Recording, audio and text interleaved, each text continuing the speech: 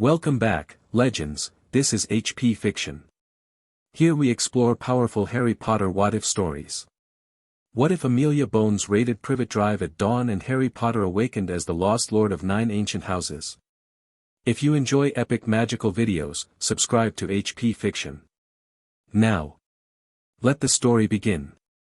Chapter 1, The Dawn Raid. The rain came down in sheets over Little Whinging, turning the neat suburban streets into rivers of grey water that reflected the pale, pre-dawn sky. Number 4 Privet Drive stood like all its neighbors, square, proper, and aggressively ordinary, its manicured lawn now a sodden sponge, its windows dark and blind to the world outside. Inside the smallest bedroom, a boy lay on a bed that was too small for his growing frame, his knees drawn up to his chest in a posture that had become second nature. The thin blanket offered little warmth, and the draft from the ill-fitting window frame carried the smell of wet earth and something else, something sharp and electric that made the fine hairs on his arms stand on end. Harry Potter's eyes snapped open. He had been dreaming of green light again, and a woman's scream that echoed in his skull long after he'd woken. But this time, something was different. The air in his room felt wrong, thick and charged, like the moment before a thunderstorm breaks. He lay perfectly still, his scar tingling with a dull, familiar ache that had nothing to do with the weather. Downstairs, the grandfather clock in the hallway began to chime. 4 a.m. Even the Dursleys wouldn't be awake for another 3 hours, which meant Harry had time to think, time to plan, time to brace himself for another day of being invisible in plain sight. He sat up slowly, his joints protesting the cold. The floorboards creaked beneath his bare feet as he crossed to the window, pressing his palm against the cold glass. The street was empty, the houses dark, the world wrapped in a cocoon of rain and silence. And then he saw them. At first, he thought it was a trick of the light, a reflection of headlamps from a passing car. But no. There, at the end of the street, shapes were moving through the rain.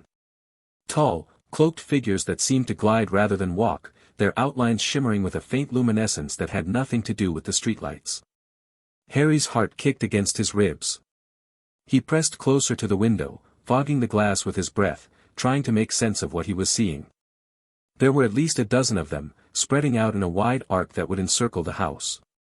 They moved with practiced precision, their wands drawn, their cloaks billowing in a wind that Harry couldn't feel from inside his room. A raid. The word surfaced in his mind from somewhere deep, perhaps from all those nights spent listening to the wireless in the Gryffindor common room, or from the whispered conversations he'd overheard between Order members.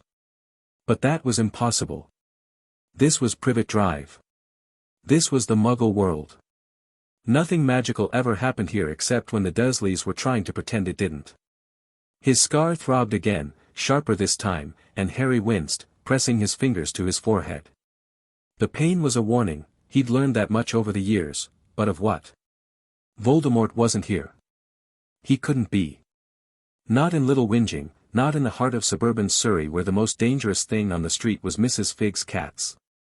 The figures had reached the garden gate now. Harry could see their faces, or rather, the lack of them, for their features were hidden beneath the deep hoods of their cloaks. But one figure stood apart from the rest, taller than the others, moving with an authority that made the rain seem to part around her.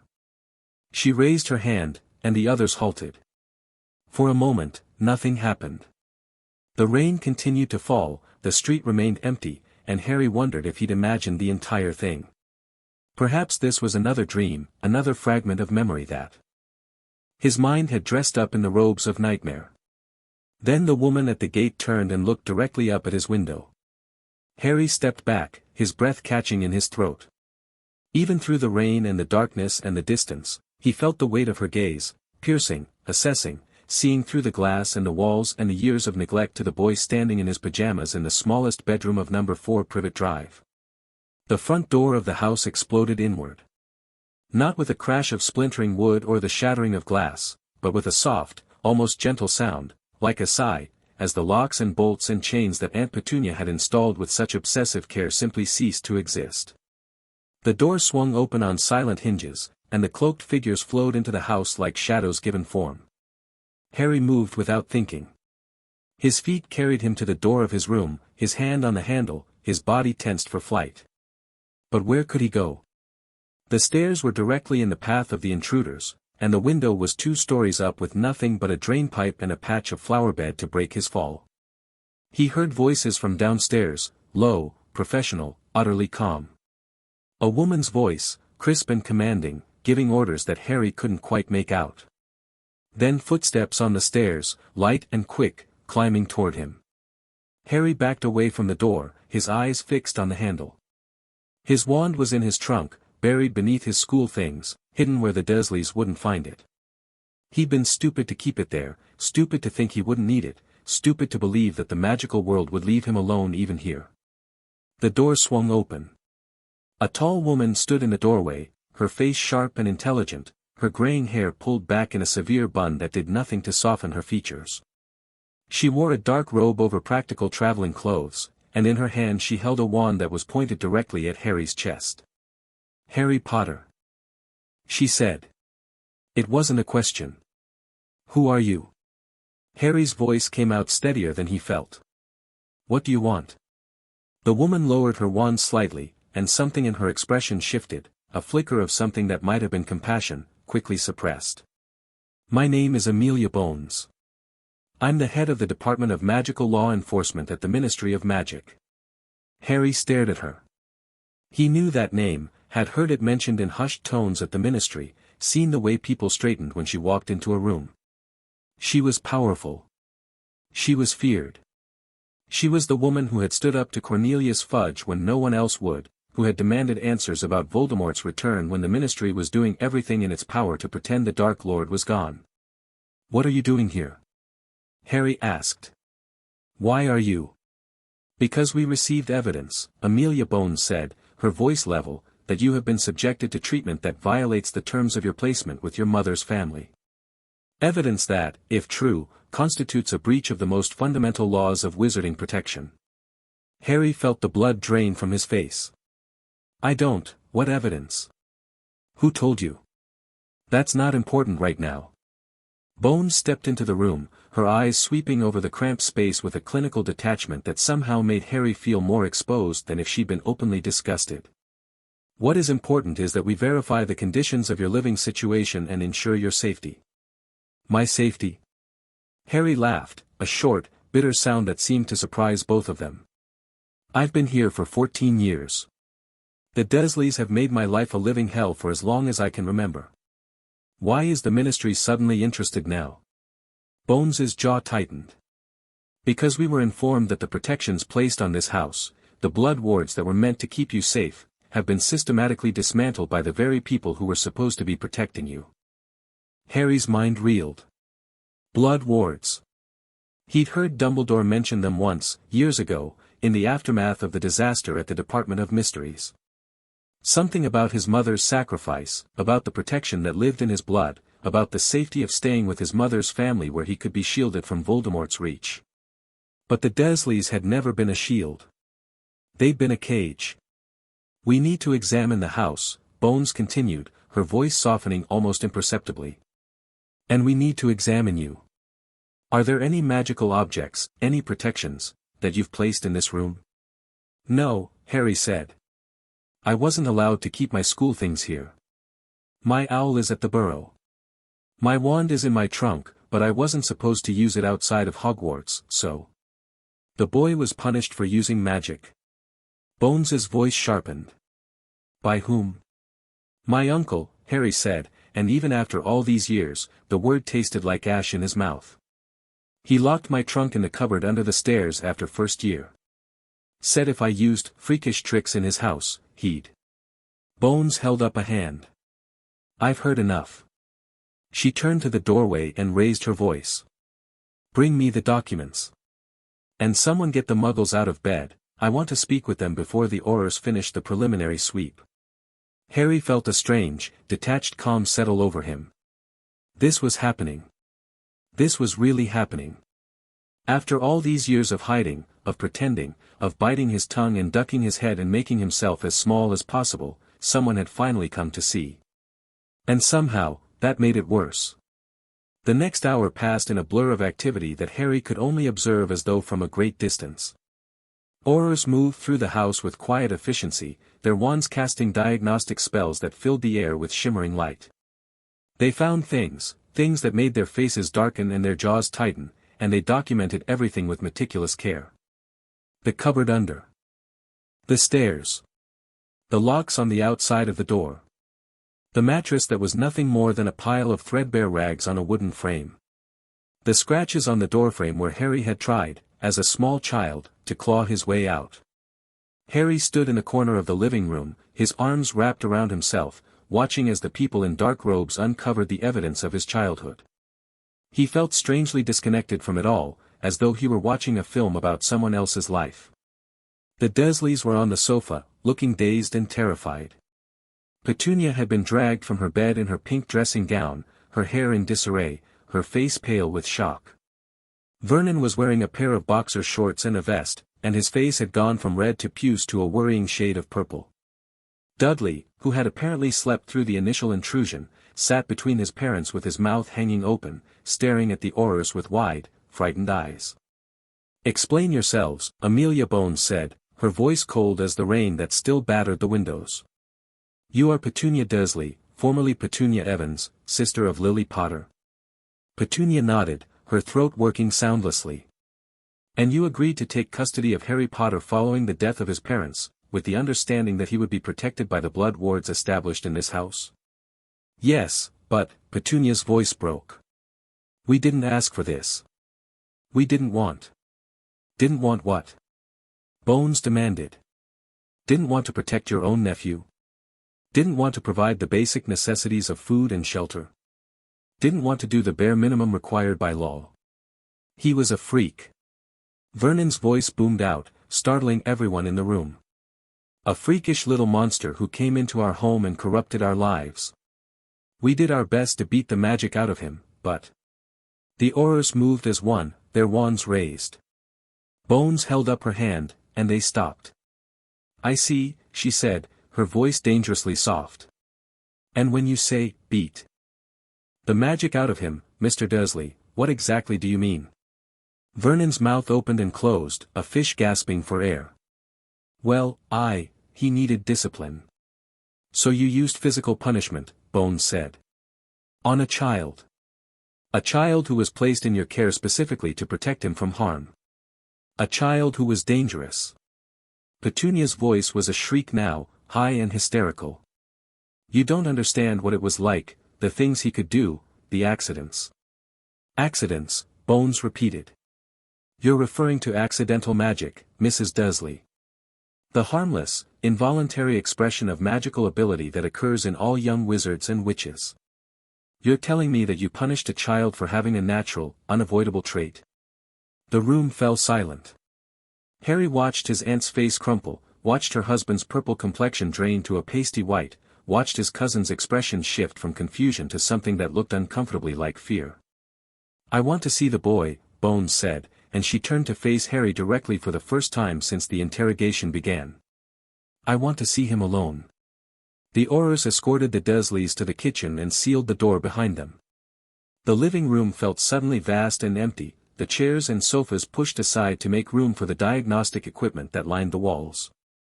Harry stood in the center of the room, aware of the weight of Amelia Bones's attention on him. She had dismissed the other Aurors, and now it was just the two of them, the rain drumming against the windows, the silence stretching between them like a wire pulled taut. "Remove your shirt," Bones said. Harry blinked. "What?" "Your shirt. Remove it." Harry hesitated for a moment, then obeyed. He pulled his t-shirt over his head, feeling the cool air on his skin, and stood there in the middle of the room with his too thin frame and his too pale skin on display for the most powerful law enforcement official in magical Britain. Bones's face remained impassive. But her eyes moved over him with a thoroughness that made Harry want to crawl out of his own skin. She walked a slow circle around him, taking in the scars both old and new, the marks of years of neglect, the evidence of everything he had tried so hard to hide. "Turn around," she said. Harry turned. "Bend over." Harry bent. "Straighten up. Face me." When Harry finally met her eyes, he saw something there that he hadn't expected. It wasn't pity, exactly, Amelia Bones didn't strike him as the type who did pity. It was something rawer, something more personal. A recognition. A shared understanding of what it meant to survive things that should have broken you. Your parents, Bones said, her voice softer now, would be ashamed of the way the wizarding world has failed you. Ashamed of the way I failed you.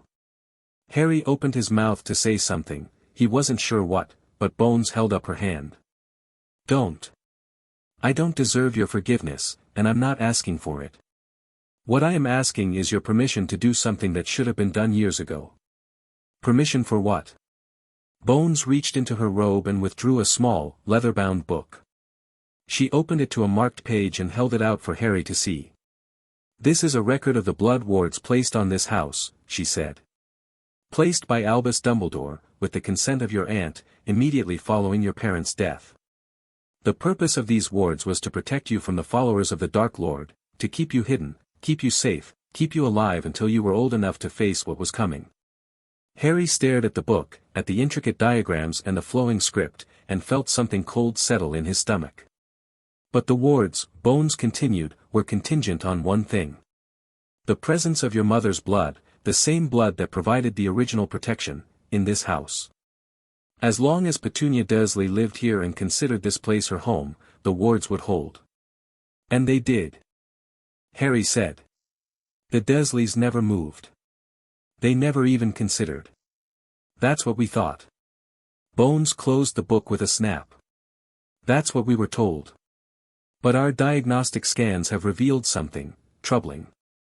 The blood wards are barely functional, Harry. They're so weak that any Death Eater with half a brain could walk through them without even noticing. The protection that was meant to shield you has been eroded over the years, poisoned from within. Harry's mind raced, trying to understand.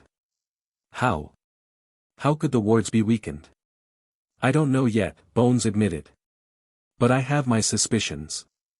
The wards rely on the voluntary presence of a blood relative. If that relative is not, in fact, a willing participant in the protection, if they are actively hostile to the magic rather than accepting of it, the wards will degrade over time. It was like a knife in his chest. All those years. All those years of believing that he was safe here, that the Dursleys' house was the one place Voldemort couldn't reach him. All those years of suffering, of swallowing his pride and his anger and his pain, because he thought it was necessary. Because Dumbledore had said. And all along, it had been for nothing. The Dursleys had never wanted him. They had never protected him. And their hatred had been so powerful, so corrosive, that it had eaten away at the one thing that was meant to keep him alive. I need to examine you, Bones said, her voice breaking through his spiral of despair. Properly, this time. I need to see what effect the broken wards have had on your magical core. You can do that? Of course. Why do you think I'm here? Bones stepped closer, her wand raised. This is a diagnostic spell, Harry. It won't hurt. But it will show us what damage has been done. Harry nodded, not trusting his voice. Bones waved her wand in a complex pattern, and a stream of silver light shot from its tip, wrapping around Harry like a gentle embrace. He felt warmth spread through his body, a soothing heat that seemed to seep into his bones and ease the ache that he'd carried for so long he'd stopped noticing it. And then he saw the results. The silver light coalesced into a shimmering image above his head, a complex web of interlocking strands, like a tapestry woven of light and shadow. The strands glowed with a deep, vibrant green, but there were dark patches scattered throughout, gaps in the weave where the light had faded to gray. The good news, Bones said, studying the image with narrowed eyes, is that your magical core is remarkably intact. You have the potential for immense magical power, Harry. More than anyone has realized. Harry felt a spark of hope kindle in his chest. What's the bad news? The bad news, Bones said, is the dark patches. She pointed to the gaps in the light. These are blockages. Seals, placed on your core at a young age, that are preventing your magic from fully expressing itself. Someone very powerful, has been suppressing your magical ability for years. Harry's blood ran cold. Who? Why would anyone do that? I don't know yet. But I'm going to find out. Bones lowered her wand, and the silver image faded. Tell me, Harry, have you ever felt like your magic was different? Harder to control than it should be? Harry thought about it. Sometimes. At school, I'd try to cast a spell, and it would come out wrong. Too powerful, or too weak. Like I was trying to move through water. That's a classic sign of magical suppression, Bones said grimly. Your magic is trying to break through the seals, but it's being held back. The result is inconsistency, flashes of extreme power followed by periods of weakness. That's why the Dursleys kept punishing me, Harry said, the realization dawning on him like a cold sun. They were afraid of my magic. But they didn't need to be, it was never really me. It was the seals breaking loose. It's possible, Bones agreed. Though I suspect the blockages were placed. For different reasons entirely. She paused, her expression growing troubled. Harry, I'm going to be honest with you. This situation is more complex than I initially realized. The evidence of abuse we received was alarming enough. But these seals, this goes beyond simple mistreatment. Someone has actively been trying to control you, to limit your power, to keep you from reaching your full potential. The Ministry? Harry asked, his voice barely above a whisper. No. Bones shook her head emphatically. The Ministry knew nothing of this. If I'd had any suspicion, she broke off, her face tight with anger. No, this was done by someone with more subtle influence. Someone who had access to you when you were young, who could place spells on you without anyone noticing. Harry felt the pieces clicking into place. Dumbledore. Bones didn't deny it. Albus Dumbledore was the one who placed you with the Dursleys. He was the one who established the Blood Wards. And he was the one who, for 15 years, maintained complete control over your upbringing and education. Then why would he, Harry's voice cracked. Why would he suppress my magic? Why would he make me weaker? I don't know. Bones's voice was heavy with regret. But I intend to find out. And in the meantime, we need to do something about these seals. They've been in place too long, and they're causing you harm. Physical harm, in addition to the magical damage. What kind of physical harm? Bones gestured to Harry's thin frame, to the pallor of his skin, to the dark circles under his eyes. Your magic sustains you, Harry. It's the source of your vitality, your health, your strength. When it's suppressed, the rest of your body suffers. That's why you're underweight. That's why you're tired all the time. That's why you get sick more easily than you should. Harry stared at his hands, too thin, too pale, trembling slightly. He'd always thought the exhaustion was just part of who he was. Part of being Harry Potter, the boy who lived, the chosen one, the child who'd survived the killing curse and been marked by the Dark Lord. But it wasn't. It was a symptom. A symptom of something that had been done to him. I want to break the seals, Harry said, and his voice was steady for the first time since the raid began. I want my magic back. All of it. Bones studied him for a long moment. Breaking the seals won't be easy. They're old, and they're powerful, and they were placed by a wizard who might be the most brilliant mind of our age. But I know people who can help. People who specialize in this kind of magic. Then let's do it. Harry's heart was pounding in his chest, but he felt more alive than he had in years. Whatever it takes. I'm tired of being weak. I'm tired of being controlled. Very well. Bones nodded, and there was a glint of steel in her eyes that Harry hadn't seen before. But first, I need to handle the Dursleys. And then I need to bring you to Gringotts. Gringotts? Why? Because the goblins have records, Bones said. Records that go back centuries. If there's any information about who placed those seals on you, and why, they'll have it. And more importantly, they'll have the resources to break them. Harry opened his mouth to ask another question, but the door to the kitchen burst open, and Vernon Dursley came storming into the living room with all the grace of a charging rhino. Now see here, he bellowed, his face purple with rage. I've had enough of this ridiculous nonsense. You come into my house, you drag us out of bed, you accuse us of mistreatment, and you think you can just take the boy away without. Mr. Dursley, Bones said, and her voice was like ice. I am an officer of the law in the British wizarding community. I have the authority to arrest you, to imprison you, and to ensure that you never see the light of day again. The only reason I haven't done so is because I have more important things to attend to. Vernon's mouth opened and closed soundlessly. However, Bones continued, I want to make something abundantly clear. If you or your family ever attempt to contact Harry Potter again, I will have you arrested for conspiracy to commit magical harm. And I will make sure you spend the rest of your miserable lives in a cell so deep in Azkaban that you'll forget what the sun looks like. Vernon stumbled backward, colliding with the wall. You can't, you have no right. I have every right, Bones said. I'm the head of magical law enforcement. And right now, I'm exercising my authority to ensure the safety of a child who has been failed by every adult who was supposed to protect him.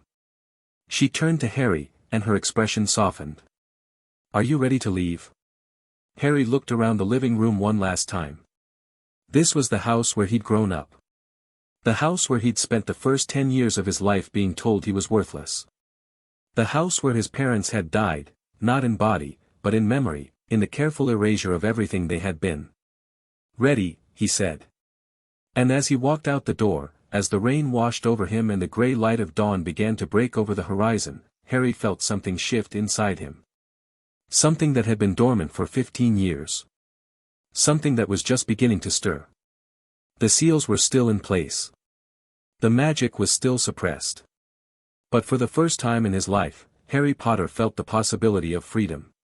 The Ministry transport was a sleek black carriage that seemed to be pulled by nothing at all, though Harry could feel the thrum of magical energy that propelled it through the air. He sat in the plush interior across from Amelia Bones, watching the familiar streets of Little Whinging fall away beneath them. You should rest, Bones said. It's been a long night, and we have a long day ahead of us. Harry shook his head. I'm not tired. I can't sleep. Not with everything that's happened. I understand. Bones leaned back in her seat, studying him with those sharp, assessing eyes. You're probably full of questions. About the seals, about Dumbledore, about what's going to happen next. Yes, Harry admitted. But I don't know where to start. Then let me try to explain some of what we know. Bones folded her hands in her lap. The seals on your magic are what we call soul bond blockages. They're tied to your life force, to the very essence of who you are. Breaking them will be intense. It will feel like having your entire being pulled apart and put back together. But it's possible. It's possible. Bones's voice was firm. Difficult, but possible. And once the seals are broken, your magical core will expand to its full potential. You'll be more powerful than you ever dreamed possible. Harry thought about that. For years, he'd been told he was special, the boy who lived, the chosen one, the hero of the wizarding world. But he'd always felt like a fraud. Like he was playing a part that had been written for him, rather than being the person he was supposed to be. Who would have sealed my magic, he asked. And why? Bones was quiet for a moment. I have a theory, she said slowly. But I don't want to share it until I have more evidence. What I can tell you is this, the seals are old. Very old. They were placed on you when you were just a baby, possibly before your first birthday. Harry's stomach lurched. Before my parents died? Yes. So Dumbledore. Maybe, Bones said. But it could be someone else. Someone who had access to you in those early months. Someone who wanted to ensure that you would never become a threat. Harry's mind raced. He thought about his parents, about the few fragmentary memories he had of them. He thought about Sirius, about the betrayal and the lies and the truth that had come too late. This is connected to Voldemort, isn't it? He said. Somehow, all of this is connected to him. Bones's face tightened. I don't know. But I'm going to find out. She reached into her robe and withdrew a small, leather pouch. Here. These are for you. Harry took the pouch, opening it to find a collection of gleaming coins, galleons, sickles, and nuts. "This is a lot of money. Consider it a goodwill gesture from the ministry. You'll also receive official documentation regarding your guardianship and your legal status as a magical minor. Once you're of age, you'll have full rights and responsibilities as a wizard." Harry weighed the pouch in his hand. The coins were cool and solid, a tangible reminder that his life was about to change. He'd been poor for so long, dependent on the Dursleys' charity, on hand-me-downs and cast-offs, on the kindness of strangers who didn't really know him. Now, for the first time, he had something that was truly his own. "Thank you," he said quietly. "I don't know how to repay you for this." "You don't need to repay me," Bones said. "I'm doing my job. The ministry has a duty to protect the children under its jurisdiction, and we've failed that duty for far too long. This is just the beginning of making things right." The carriage began to descend, and Harry looked out the window to see the familiar gleam of Diagon Alley spreading out beneath them. The street was still quiet at this early hour, the shops shuttered, the cobblestones slick with rain. But even in the grey pre-dawn light, it was beautiful, a world of magic and wonder that had been his home for 7 months out of every year. The carriage landed in the courtyard in front of Gringotts, and Harry stepped out into the damp morning air. The Goblin Bank loomed before him, its white marble walls gleaming faintly, its bronze doors waiting to receive him. Amelia Bones came to stand beside him. "Ready?" Harry looked up at the bank, at the goblin guards flanking the entrance, at the promise of answers that lay within. His heart was pounding. His scar was throbbing. Everything in his life had led to this moment. He was no longer the boy who lived in a cupboard under the stairs. He was no longer the victim of his aunt and uncle's cruelty. He was no longer the pawn in Dumbledore's great game. He was Harry Potter. And today, he was going to find out who he really was. "Ready," he said. And together, they walked through the bronze doors of Gringotts, into the depths of the Goblin Kingdom, toward a truth that had been hidden from him for 15 years. The interior of Gringotts was as imposing as ever, a vast marble hall with towering pillars and gleaming chandeliers, filled with goblins bent over their ledgers, their quills scratching in perfect unison. The air smelled of ink and metal, of ancient stone and forbidden magic. Harry followed Amelia Bones through the main hall, past the teller windows and the security grills, toward a door marked, "Private, authorized personnel only." A goblin guard stood before it, his eyes sharp and suspicious. "State your business," the guard said, his voice a gravelly rasp. "I'm Amelia Bones, head of the Department of Magical Law Enforcement. This is Harry Potter. We have an appointment with the Director of Ancient Accounts." The guard's eyes widened slightly at Harry's name, but he stepped aside without comment. "The Director is expecting you. Follow me." They walked through a labyrinth of corridors, past doors and staircases and vaults that Harry couldn't even begin to count. The goblin was silent, his footsteps clicking against the stone floor, leading them deeper into the heart of the bank. Finally, they reached a door that was different from the others, older, more ornate, covered in carvings that seemed to move when Harry looked at them directly. The goblin knocked 3 times, and the door swung open. The room beyond was a study, filled with bookshelves and scrolls and strange artifacts that glowed with inner light. A goblin sat behind a massive oak desk, his face ancient and lined, his eyes glittering with something that might have been intelligence. Or might have been greed. "Director Ragnarok," Bones said, inclining her head. "Thank you for seeing us." The goblin, Ragnarok, rose from his chair and bowed, a surprisingly formal gesture. "Madam Bones. And Harry Potter. I've been expecting you." He gestured to the chairs in front of his desk. "Please, sit." Harry took a seat, his hands trembling slightly. He could feel the goblin's gaze on him, assessing, weighing, judging. "Your message was rather cryptic," Ragnarok said to Bones. "You mentioned irregularities in Harry Potter's vaults. And something about a magical seal." "That's correct." Bones leaned forward in her chair. "We performed a diagnostic scan on Mr. Potter this morning, and we discovered that his magical core has been subjected to extensive suppression spells. The seals are old, powerful, and they appear to have been placed on him in infancy. Ragnar's expression didn't change, but Harry could have sworn he saw something flicker in those ancient eyes. I see. And what would you like me to do about this? I need access to his vault records. Specifically, I need to see any transactions that might indicate who placed those seals. And I need the goblin's expertise in breaking them. Ragnar was silent for a long moment. Then he turned to Harry, his gaze unreadable. Mr. Potter, do you understand what you're asking? Breaking magical seals is dangerous work. If it goes wrong, you could lose your magic entirely. Or worse. Harry swallowed hard. I understand. And you're willing to take that risk? Yes. Harry's voice was steady. I've spent my whole life being controlled by other people. By the Dursleys. By Dumbledore. By everyone who thought they knew what was best for me. I'm done with that. I want my magic back. I want to be free. Ragnar studied him for a long moment. Then, slowly, a smile spread across his ancient face, a smile that was equal parts approval and something else. Something that looked almost like anticipation. Very well, the goblin said. Then let's begin. The vault was deep beneath the bank, past chambers of fire and pits of bottomless darkness. Harry walked alongside Amelia Bones and Director Ragnar, his heart pounding in his chest, his skin prickling with the sense of ancient magic that surrounded them.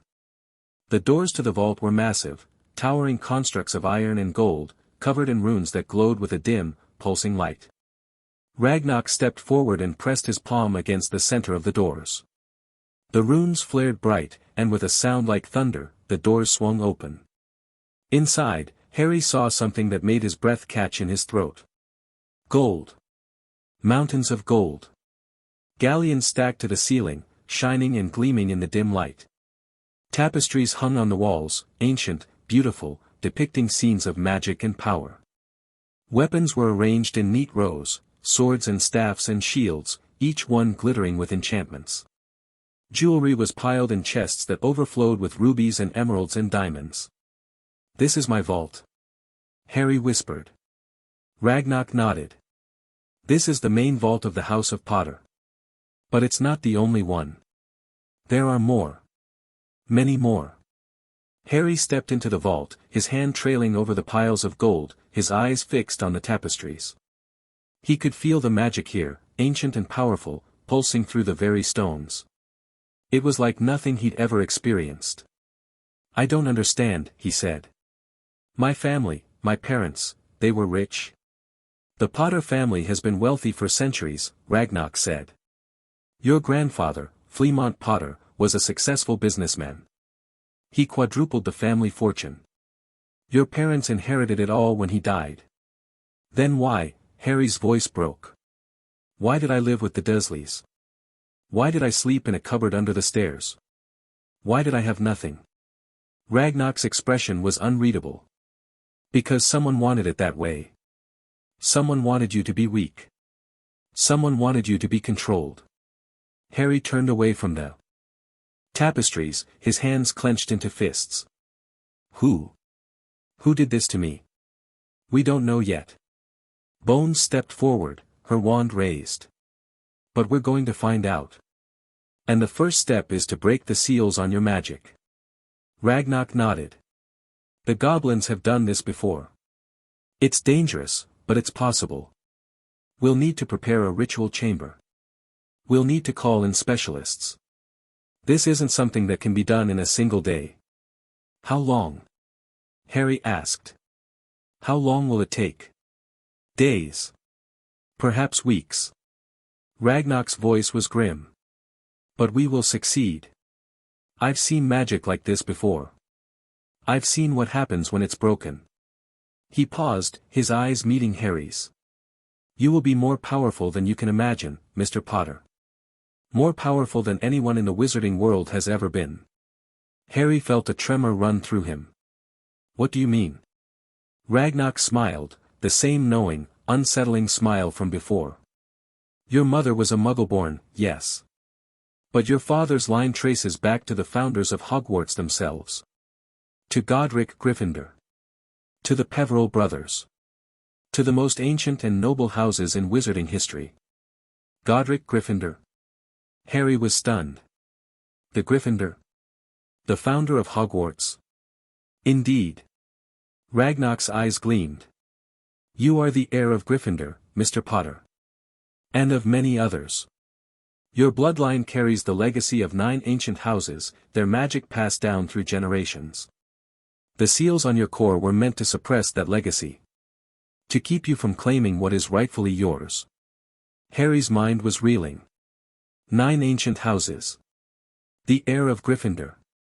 The Peveril brothers. It was too much to take in. I need to sit down, he said faintly. Bones guided him to a chair, an ornate thing of carved mahogany and velvet, and he sank into it, his head spinning.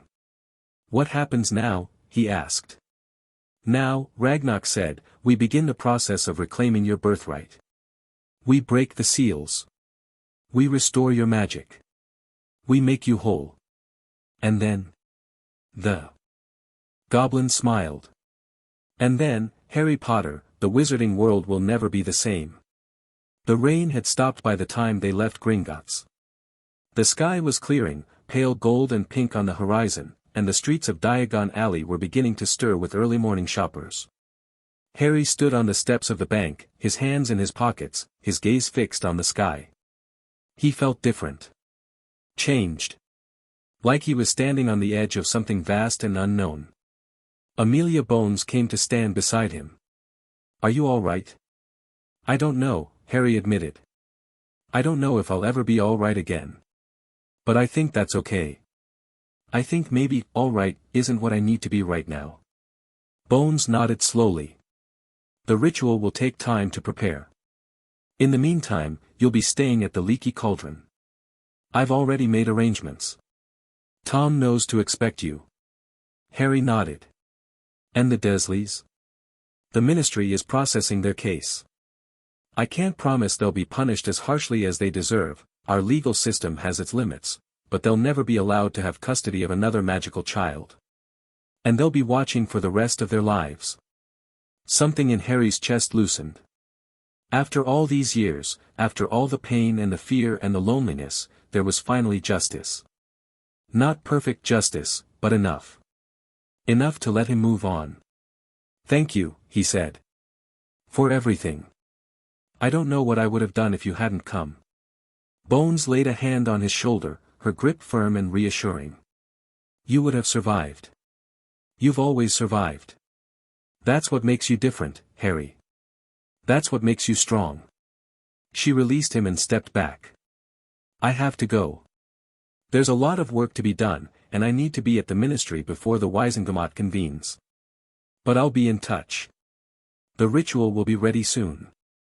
Harry watched her go, her dark robes swirling behind her as she walked toward the apparition point. She turned once, briefly, and nodded at him. Then she was gone, and Harry was alone. He turned back to the Leaky Cauldron, to the warmth and light that spilled from its windows, to the promise of a life that was finally, truly, his own. But even as he crossed the threshold, even as Tom greeted him with a smile and a room key, Harry couldn't shake the feeling that something was coming. Something vast and powerful and ancient, waiting just beyond the horizon, ready to change everything. The seals were about to break. And with them, the chains that had held him for 15 years. Harry Potter, the boy who lived, was about to become something more. Something the wizarding world had never seen before. And nothing would ever be the same. Chapter 2, The Lost Lord Awakens. The room at the Leaky Cauldron was small but clean, with a narrow bed, a worn armchair by the fireplace, and a window that looked out over the rooftops of Diagon Alley. Harry had been here for 3 days now, waiting for word from Amelia Bones, waiting for the ritual that would change everything. He spent the hours exploring the alley, rediscovering the magic that had been such a vital part of his life for the past 4 years. He visited Flourish and Blots, where he bought books on magical theory and ancient bloodlines. He stopped by Quality Quidditch Supplies, just to look at the newest broom models. He even ventured into Nocturne Alley, though he didn't stay long, the darkness there was too familiar, too reminiscent of the shadows that had haunted his dreams. At night, he lay in bed and thought about everything that had happened. The raid on Privet Drive. The discovery of the seals. The vault at Gringotts. The revelation that he was heir to 9 ancient houses, including the lineage of Godric Gryffindor himself. It was impossible to believe. And yet, deep down, Harry knew it was true. He could feel it in his bones, in the pulse of his blood, in the flicker of magic that still managed to escape the seals. The seals. He touched his chest, feeling the faint thrum of power beneath his skin. The goblins had confirmed it, the seals were ancient, powerful, and they had been placed on him when he was barely a year old. Someone had known about his heritage, known about the power that lay dormant within him, and they had tried to suppress it. But why? Why would anyone want to weaken him? What did they fear he would become? Harry didn't have answers. Not yet. But he was determined to find them. On the 4th morning, a goblin arrived at the leaky cauldron with a message. The ritual was ready. Director Ragnarok requested his presence at Gringotts at noon. Harry spent the morning pacing his room, his nerves stretched thin as piano wire. He tried to eat breakfast, but the food tasted like ash in his mouth. He tried to read, but the words blurred together on the page. All he could think about was what was coming, the pain, the risk, the possibility of losing everything. But also the possibility of gaining everything. At precisely 11:45, Harry left his room and walked through the leaky cauldron, past the early lunch crowd, out into the bright sunshine of Diagon Alley. The street was bustling with activity, shoppers and tourists, children with ice cream cones, witches and wizards going about their daily business. It was a scene of such normalcy that Harry almost laughed. They had no idea what was about to happen. None of them. The goblin guards at Gringotts recognized him and waved him through without comment. He walked through the main hall, past the teller windows, toward the door marked, "Private, authorized personnel only." A different guard was stationed there today, a tall, imposing goblin with a scar across his face and eyes that gleamed with cold intelligence. "Harry Potter," the goblin said. "Follow me." They descended into the depths of the bank, passing through corridors and chambers that Harry had never seen before. The air grew colder the deeper they went, and the walls changed from polished marble to rough-hewn stone, marked with runes and symbols that seemed to pulse with ancient power. Finally, they reached a chamber that took Harry's breath away. It was vast, a cavern carved from living rock, its ceiling lost in shadow, its walls covered with glowing crystals that cast a soft, blue-white light across the space. In the center of the chamber stood a stone altar, covered in intricate carvings and surrounded by a circle of goblins, their faces grim and focused. Amelia Bones was there, standing at the edge of the circle, her expression tight with worry. Director Ragnarok stood beside the altar, his ancient face unreadable. "Harry," Bones said, stepping forward. "Are you ready?" Harry took a deep breath. He thought about the Dursleys, about the cupboard under the stairs, about all the years of pain and fear and loneliness. He thought about the future he wanted, a future where he was strong, where he was free, where no one could ever control him again. "I'm ready," he said. Ragnarok gestured for him to approach the altar. "Remove your robes and lie down. The ritual will take several hours. You will experience pain, intense pain, but you must not fight it. The seals will try to protect themselves. They will try to convince you that the pain is too much, that you cannot survive. You must resist. You must push through." Harry nodded, stripping off his robes until he stood in nothing but his trousers. He climbed onto the altar, the stone cold against his bare skin, and lay down. Ragnarok raised his hands, and the goblins began to chant. Their voices rose in unison, low and resonant, filling the chamber with a vibration that Harry could feel in his bones. The crystals on the walls flickered, their light intensifying, and Harry felt something shift in the air, a pressure, a presence, a weight that pressed down on him from all sides. The pain began as a dull ache, deep in his chest. It spread outward, through his arms and legs, into his fingers and toes, until every part of him was throbbing with it. He gritted his teeth and held on, remembering Ragnarok's words. "Don't fight it. Push through." The goblins' chanting grew louder, and Harry felt the pressure intensify. The seals were fighting back, pushing against the ritual's magic, trying to maintain their grip on his core. It felt like being crushed, like being torn apart from the inside out. And then, with a sound like shattering glass, the first seal broke. Harry screamed. White-hot agony flooded through him, burning away everything he thought he knew about pain. It was like his entire body was being unmade and remade in the span of a single heartbeat. His vision went white, then black, and he felt himself slipping away, falling into a void that had no bottom. But somehow, impossibly, he held on. He thought of his parents, their faces fading in and out of memory. He thought of Sirius, of the brief time they'd had together, of the love that had been stolen from them both. He thought of Hermione and Ron, of the friendship that had sustained him through so much darkness. And he fought. The second seal broke with a sound like thunder. The third shattered like ice.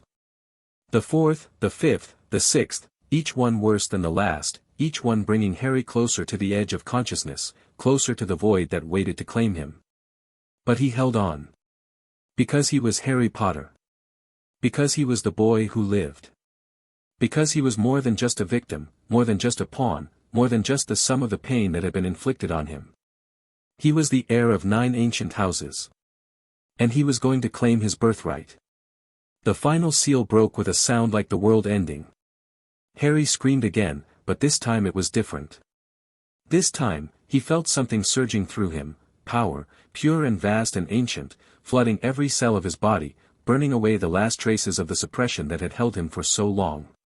His magic was free. When Harry opened his eyes, he was no longer on the altar. He was floating in a void of light, surrounded by shimmering images that flickered and danced like fireflies. He could see faces, ancient faces, proud and powerful, looking down at him with something like approval. One face stood out from the rest. It was a young woman with red hair and green eyes, her features delicate and familiar. She smiled at Harry, and he felt a warmth spread through his chest. "Harry," she said. "My son." "Mum." Harry's voice was barely a whisper. "Is it really you?" "Not exactly," Lily Potter said. "I'm just an echo, a fragment of what I was. But I'm here, Harry. I've always been here. In your blood. In your bones. In the magic that is your birthright." Harry reached out a hand, but she was already fading. "Don't go. Please. I need. You need to be strong," Lily said. "You need to claim what is yours. The seals are gone, Harry. Your magic is free. But the journey is just beginning." "Journey? What journey? I don't understand." Lily smiled again, and there was sadness in her eyes. "You will. When you're ready. When the time is right." She reached out a hand, a ghost of a touch, and Harry felt it on his cheek, feather-light and warm. "I love you, Harry. I'm so proud of the man you're becoming." "Don't go," Harry said again, but she was already fading, her image dissolving into light. "Remember who you are," Lily's voice whispered, and then she was gone, and Harry was alone in the void of light. He woke on the altar, gasping for breath, his body drenched in sweat. The goblins were gone. Only Amelia Bones and Director Ragnarok remained, their faces etched with exhaustion and something that looked like awe. "How do you feel?" Bones asked, stepping forward. Harry sat up slowly, testing his limbs. He felt strange, lighter, somehow, as though a weight had been lifted from his shoulders that he hadn't even known he was carrying. And beneath the lightness, there was power. A vast, churning ocean of power that had always been there, just out of reach. "I feel." Harry paused, trying to find the right word. "Whole," he finished. "I feel whole." Ragnarok nodded, a rare smile crossing his ancient face. "The ritual was a success. The seals are broken. Your magic is restored." "And more than restored," Bones said. "Your magical core has expanded to its full potential. It's immense, Harry. Far beyond what we anticipated." Harry looked down at his hands. They looked the same, pale, calloused, ordinary. But when he concentrated, he could feel the magic pulsing beneath his skin, eager and alive. "What happens now?" he asked. "Now," Ragnarok said, "we confirm your heritage. The seals were placed on you to suppress your magical core, but they also blocked something else, your ability to access your titles and vaults. With the seals broken, you can claim what is rightfully yours." "Titles?" Ragnarok reached into his robes and withdrew a scroll, its edges frayed with age. "This is a bloodline record, maintained by the goblins of Gringotts for over 1,000 years. Every magical birth in Britain is recorded here, along with the family connections and inheritances. Do you know what it says about you, Harry Potter?" Harry shook his head. Ragnarok unrolled the scroll, revealing a complex web of names and symbols. "Your father's line traces back to the Peveril brothers, the three brothers of legend, who created the Deathly Hallows. Through them, your bloodline connects to the most ancient families in wizarding history, Gryffindor, Slytherin, Hufflepuff, and Ravenclaw. The founders? All of them. All of them." Ragnarok's voice was steady. "You are the heir of Godric Gryffindor, through your father's line. You are the heir of Salazar Slytherin, through the Gaunt family. You are the heir of Helga Hufflepuff and Rowena Ravenclaw, through a web of intermarriages that stretches back centuries." Harry's head was spinning. "But that's impossible. The founders lived 1,000 years ago. How could I be related to all of them?" "Because the magical world is smaller than you think," Bones said. "The founders' lines intermarried with other powerful families for centuries, passing down traits and powers that are now dormant. You are the inheritor of all four founders' bloodlines, combined in a single person. It's unprecedented." Ragnarok nodded. "And that's not all. Your mother's line, though Muggle-born, carries ancient magic as well, the magic of the Healers of Avalon, a forgotten order that predates the founding of Hogwarts. That's why you survived the killing curse, Harry. Your mother's sacrifice was powerful, but it was also amplified by her lineage. She was more than just a witch. She was a descendant of a line of magical healers that goes back to the dawn of civilization." Harry pressed a hand to his chest, feeling his heart pound beneath his palm.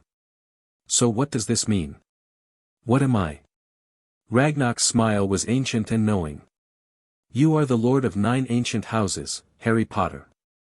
The heir of Gryffindor, Slytherin, Ravenclaw, and Hufflepuff. The descendant of the Peveril brothers. The scion of the Healers of Avalon. And the inheritor of 4 more houses that have been lost to time, their names and legacies waiting to be reclaimed." 9 houses, Harry repeated. 9 ancient houses. "The most powerful families in wizarding history have all bled into your veins," Ragnarok said. "And now, with the seals broken, you can claim their titles, their vaults, their magic. You are the most powerful wizard in Britain, Harry Potter. Perhaps in the world." Harry sat in silence, trying to absorb everything he'd just been told. It was too much, too vast, too overwhelming. Yesterday, he'd been a boy with a questionable past and an uncertain future. Today, he was the lord of 9 ancient houses. "What about Dumbledore?" he asked finally. "Did he know? Is this why he suppressed my magic?" Ragnarok's expression darkened. "I cannot speak to Dumbledore's motivations. But I can tell you that the seals were placed with great care and skill, the kind of skill that only a wizard of extraordinary power could possess. Dumbledore had access to you in your infancy. Dumbledore was the one who placed you with your aunt and uncle. Dumbledore was the one who controlled your education and your magical development. So he knew," Harry said, and his voice was cold. "He knew what I was, and he tried to keep me weak." "It's possible," Bones said carefully. "But I don't want to jump to conclusions. There might be another explanation. A reason why Dumbledore would want to suppress your magic." "What reason could possibly justify this?" Harry demanded. "What reason could justify keeping me weak and defenseless while the Dark Lord tried to kill me? What reason could justify letting me suffer with the Dursleys for 15 years? Bones had no answer. Harry stood, his fists clenched at his sides. For a moment, he felt the urge to lash out, to let the power that was surging through him explode outward and destroy everything in its path. But he forced himself to breathe, forced himself to think. Dumbledore was gone. There was nothing Harry could do to change the past. But the future was his to shape. What do I need to do, he asked. To claim my titles? To access my vaults? Ragnarok's expression shifted to something more businesslike. There are formalities. The goblins require a blood test to confirm your lineage and register you as Lord of the Nine Houses. Once that's done, the titles and vaults will be unlocked. Then let's do it, Harry said. Now. Bones stepped forward. Are you sure? You just went through an incredibly intense ritual. You need rest. I need answers, Harry said. I need to know who I am. I've spent my whole life being told what I was, by the Dursleys, by Dumbledore, by everyone who thought they knew better. I'm done with that. I want to find out for myself. Bones studied him for a long moment, then nodded. Very well. I'll make the arrangements. The blood test was conducted in a small chamber adjacent to the ritual room. A goblin in ceremonial robes pricked Harry's finger with a silver needle, collecting a single drop of blood on a crystal that gleamed with an inner light. The results appeared immediately, floating in the air above the crystal in shimmering script. Harry James Potter. Lord of the ancient and noble houses of Gryffindor, Slytherin, Ravenclaw, Hufflepuff, Peveril, Avalon, Camelot, through Peveril Line, Pendragon, through Avalon Line, Merlin, through Avalon Line. Harry stared at the list, his mouth hanging open. Merlin? As in? Yes, Ragnarok said. The Merlin. Founder of the Order of Merlin, the greatest wizard who ever lived.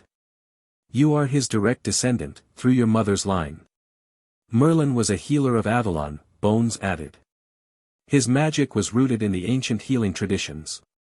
That's why the healers of Avalon are so important, they carry the legacy of Merlin himself. But Merlin is a legend, Harry said. He's not, he couldn't be. He was real, Ragnarok said.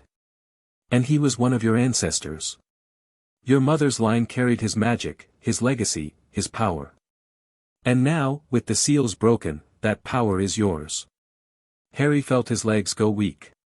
He sank into a chair, staring at the shimmering script. 9 ancient houses. 9 lines of power, all converging in him. What does this mean for the wizarding world, he asked. If people find out, they'll try to control you, Bones said bluntly. The ministry will want to use you. The pureblood families will want to marry their daughters to you.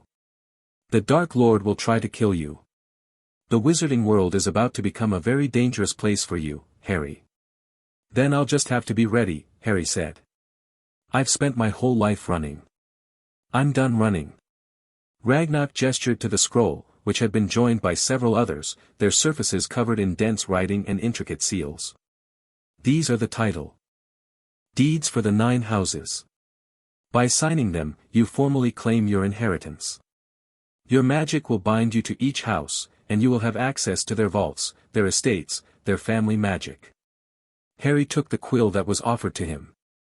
It was feather-light in his hand, its tip gleaming with ink that seemed to be made of pure silver. Just sign your name, Ragnarok said. Your magic will do the rest. Harry leaned over the scrolls and wrote. Harry James Potter. The ink flared with silver light, and Harry felt something shift deep in his chest. It was like the seals breaking all over again, except this time it wasn't painful. This time, it felt like coming home. The vaults of the 9 houses were scattered across Gringotts, each one more impressive than the last. Harry spent the next several hours touring them with Ragnarok, his mind struggling to absorb the sheer scale of his inheritance. The Gryffindor vault contained the treasures of the ancient house, gold and gems, magical artifacts and rare tomes, all of them pulsing with the golden magic that had marked Harry as a Gryffindor since his first day at Hogwarts. The Slytherin vault was darker, its treasures made of black iron and silver, adorned with the serpent imagery that had become so familiar. Harry hesitated at the entrance, remembering the battle in the Chamber of Secrets, the poison of the basilisk, the deadly betrayal of the diary. "You don't have to accept it," Ragnox said. "You can renounce the title and leave the vault sealed." "No," Harry said. "I'm not going to run away from who I am. If I'm the heir of Slytherin, then I'll find a way to use that legacy for good. Like Sirius. Like Regulus."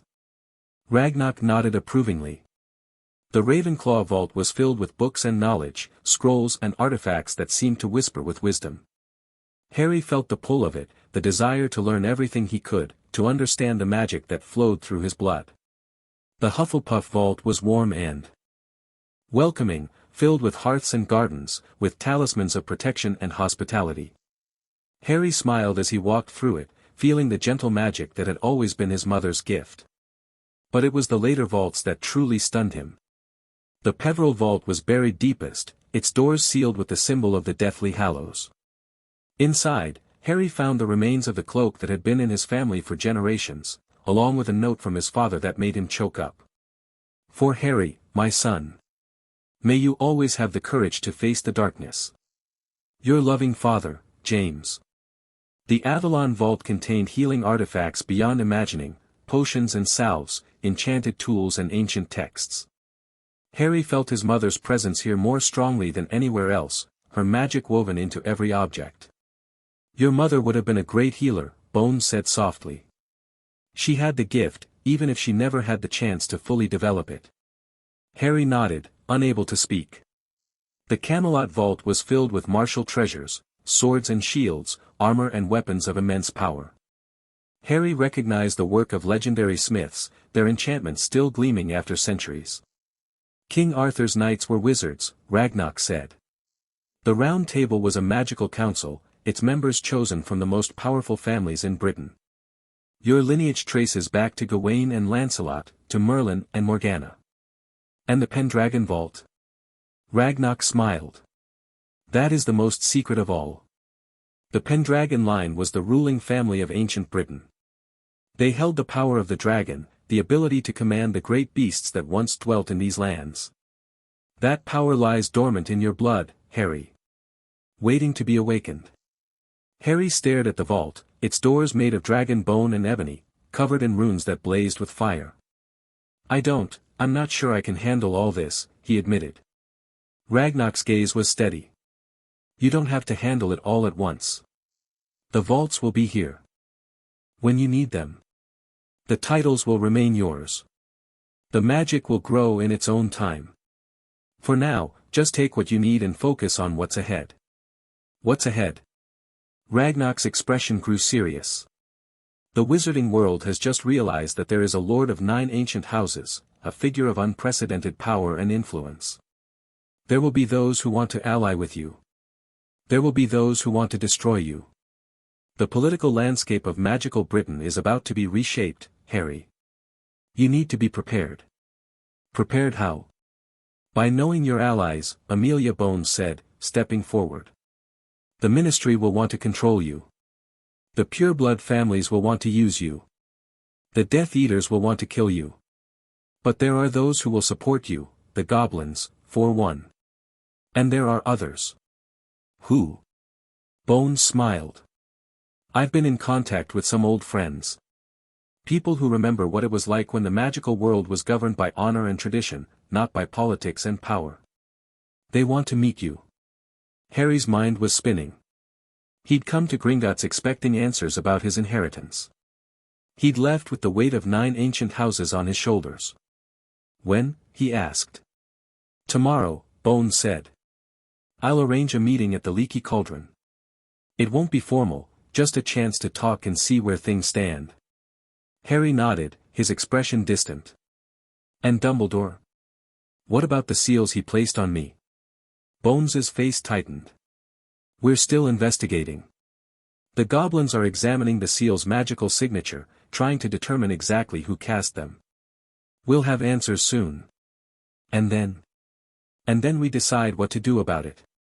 Harry returned to the Leaky Cauldron in a daze, his pockets heavy with gold, his mind reeling with possibilities. He climbed the stairs to his room and collapsed on the bed, staring at the ceiling, trying to process everything. He was the lord of 9 ancient houses. He had vaults full of gold and artifacts. He had titles and powers that most wizards could only dream of. And he had no idea what to do with any of it. But he knew one thing for certain: he was no longer the boy who lived in a cupboard under the stairs. He was no longer the victim of his aunt and uncle's cruelty. He was no longer the pawn in Dumbledore's great game. He was Harry Potter, Lord of 9 Houses, the most powerful wizard in Britain. And he was going to use that power to protect the people he loved and to destroy the darkness that threatened them. He fell asleep with a smile on his face, a smile of triumph and hope and determination. The next morning, Harry woke to the sound of knocking on his door. He rose, his body humming with an energy that felt like a potion, and opened it to find Amelia Bones standing in the hallway. "Are you ready?" she asked. "For what?" "There's someone I want you to meet." Bones's eyes were sparkling with something that looked like anticipation. "Someone who's been waiting a long time to meet you." Harry followed her downstairs, through the bustling common room of the Leaky Cauldron, and into a private booth in the back. A man was sitting there, his face hidden in the shadows, his hands resting on the table in front of him. The man looked up as Harry approached, and Harry felt his breath catch in his throat. He was old, older than anyone Harry had ever seen, his face lined with centuries, his eyes as ancient as the mountains.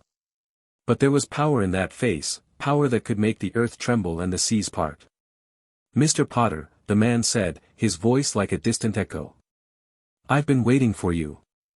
Harry stared at him, his mind racing. "Who are you?" The man smiled, and his eyes gleamed with an inner fire. "My name is Nicholas Flamel." Harry's jaw dropped. But you're dead?" Flamel's smile widened. "The wizarding world thinks I am. It was necessary, I'm afraid. But I'm not dead, Mr. Potter. I'm very much alive. And I've come to help you." Harry sank into the chair across from Flamel, his legs refusing to hold him. "Help me with what?" Flamel leaned forward, his voice dropping to a whisper. "With the war that is coming. With the darkness that is rising. With the legacy that you carry." "I don't understand," Harry said. "What does any of that have to do with me?" Flamel's eyes blazed. "Everything, Harry. Everything. You are the only one who can stop what is coming. You are the only one who can bring balance back to the wizarding world." "But how?" Flamel reached across the table and took Harry's hand. "I've seen your future, Harry. I've seen the power that lies within you. And I've seen the darkness that wants to destroy you. But I've also seen hope, a hope that begins with you claiming your birthright and becoming the wizard you were meant to be." Harry stared at the ancient wizard, his heart pounding. "What do I have to do?" Flamel smiled again, and there was warmth in it. "Learn. Grow. Prepare. The war is coming, Harry. But you don't have to fight it alone. You have allies, more than you know. And you have power, more than you imagine." Harry looked from Flamel to Bones, seeing the concern and hope in their faces. "I'll do it," he said. "Whatever it takes." Flamel's smile widened. "Good. Then let's begin." Harry's journey had truly begun. Chapter 3, The Ancient Legacy. The private booth at the Leaky Cauldron had been transformed. What had seemed like a simple wooden alcove now revealed itself to be a pocket dimension, a small study lined with bookshelves that stretched up into a misty ceiling, their spines glowing with faded gold lettering. A fire crackled in a hearth that hadn't been there moments before, and the air smelled of old parchment, sandalwood, and something else, something ancient and patient. Harry sat across from Nicholas Flamel, his hands wrapped around a cup of tea that he hadn't asked for but which had appeared in his grasp regardless. The warmth seeped into his fingers, but it did nothing to calm the storm in his chest. "You've known about me," Harry said, and his voice came out flatter than he'd intended. "You've known about the seals. About the houses. About everything." Flamel inclined his head, his ancient eyes reflecting the firelight. "I have known of your potential since the day you were born, Harry. Your mother wrote to me when she discovered she was pregnant. She had dreams, prophetic dreams, though she didn't recognize them for what they were. She saw you standing at the crossroads of destiny, holding the fate of two worlds in your hands. Harry's throat tightened. She never mentioned. She died before she could fully understand what she carried, Flamel said gently. But she knew enough to reach out. She asked me to watch over you, to protect you if the worst should happen. And you didn't. Harry didn't mean for it to come out as an accusation, but it did. You let me grow up with the Dursleys. You let me suffer. You let me be sealed and controlled and... No. Flamel's voice was firm but not unkind. I did not let you. I was prevented from intervening. The seals on your magic were not the only barriers placed around you. There were wards of such power and complexity that even I could not break them without risking your life. Harry stared at him. Dumbledore? Flamel was silent for a long moment. Albus Dumbledore was a complex man. I loved him as a brother, for many years. But he was not without his flaws. His greatest flaw, I believe, was his conviction that he alone knew what was best for the wizarding world. He saw you as a weapon, Harry. A weapon to be wielded against the darkness. He could not see you as a person, as a child, as someone worthy of love and protection. And the seals? The suppression of my magic? Flamel's expression grew troubled. I cannot say with certainty that Albus was responsible. But I cannot say with certainty that he was not. He had access to you in your infancy. He knew about your heritage, more than he ever told anyone. And he had the power to place seals that would have been beyond any other wizard. But why? Harry demanded. Why would he want to make me weaker? What did he gain from it?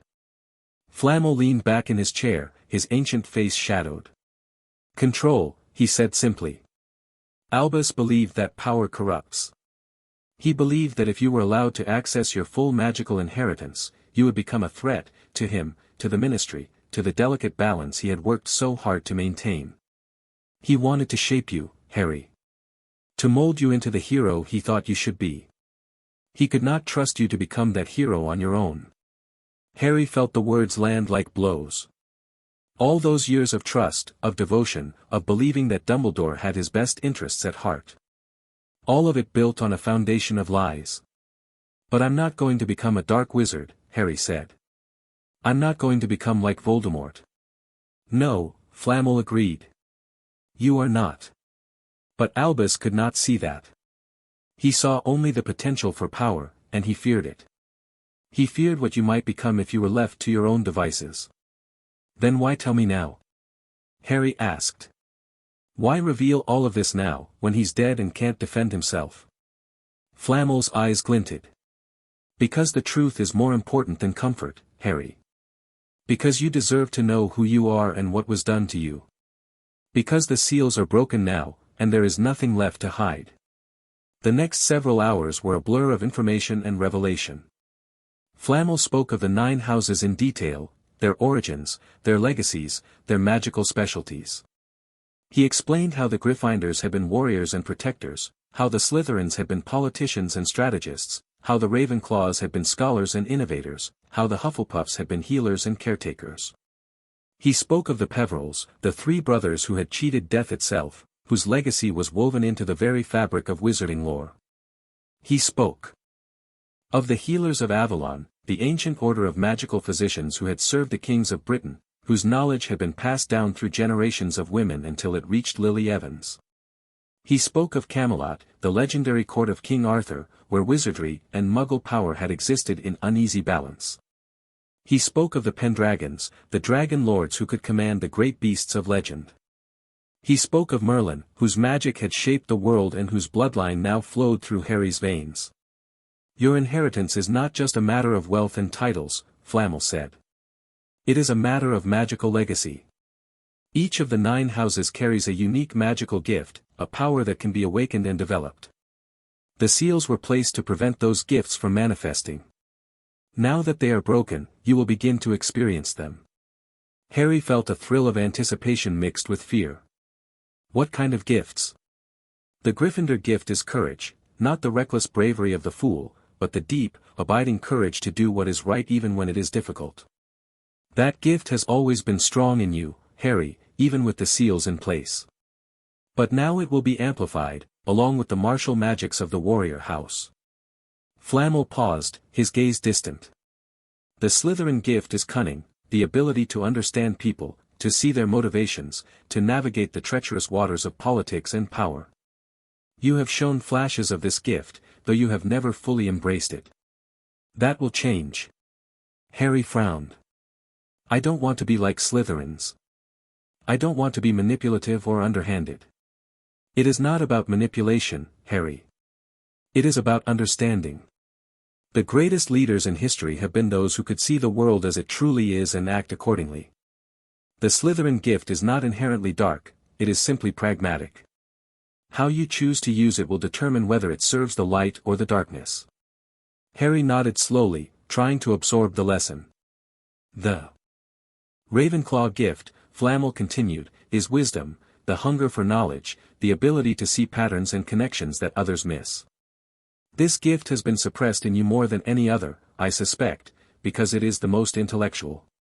The seals could not prevent your courage or your loyalty, but they could cloud your mind, make it harder for you to learn, to think, to plan. Harry thought about his years at Hogwarts, about the struggle he'd always faced with his studies, the way Hermione's brilliance had always seemed so effortless compared to his own.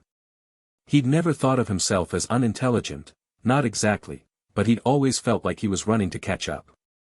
You mean I'm not actually stupid? Harry asked, and there was a vulnerability in his voice that he hadn't meant to reveal. Flamel laughed, a warm, genuine laugh that seemed to echo through the pocket dimension. Harry, you are the furthest thing from stupid. Your mind has been shackled, that is all. Now that the shackles are broken, you will find that learning comes more easily, that insights come more freely, that the connections you could never quite make will become clear. Harry felt something lift in his chest. For years, he'd believed he was less intelligent than Hermione, less talented than his classmates, less worthy of the legacy that had been thrust upon him. But it hadn't been his fault. It had been the seals. The Hufflepuff gift is loyalty, Flamel continued.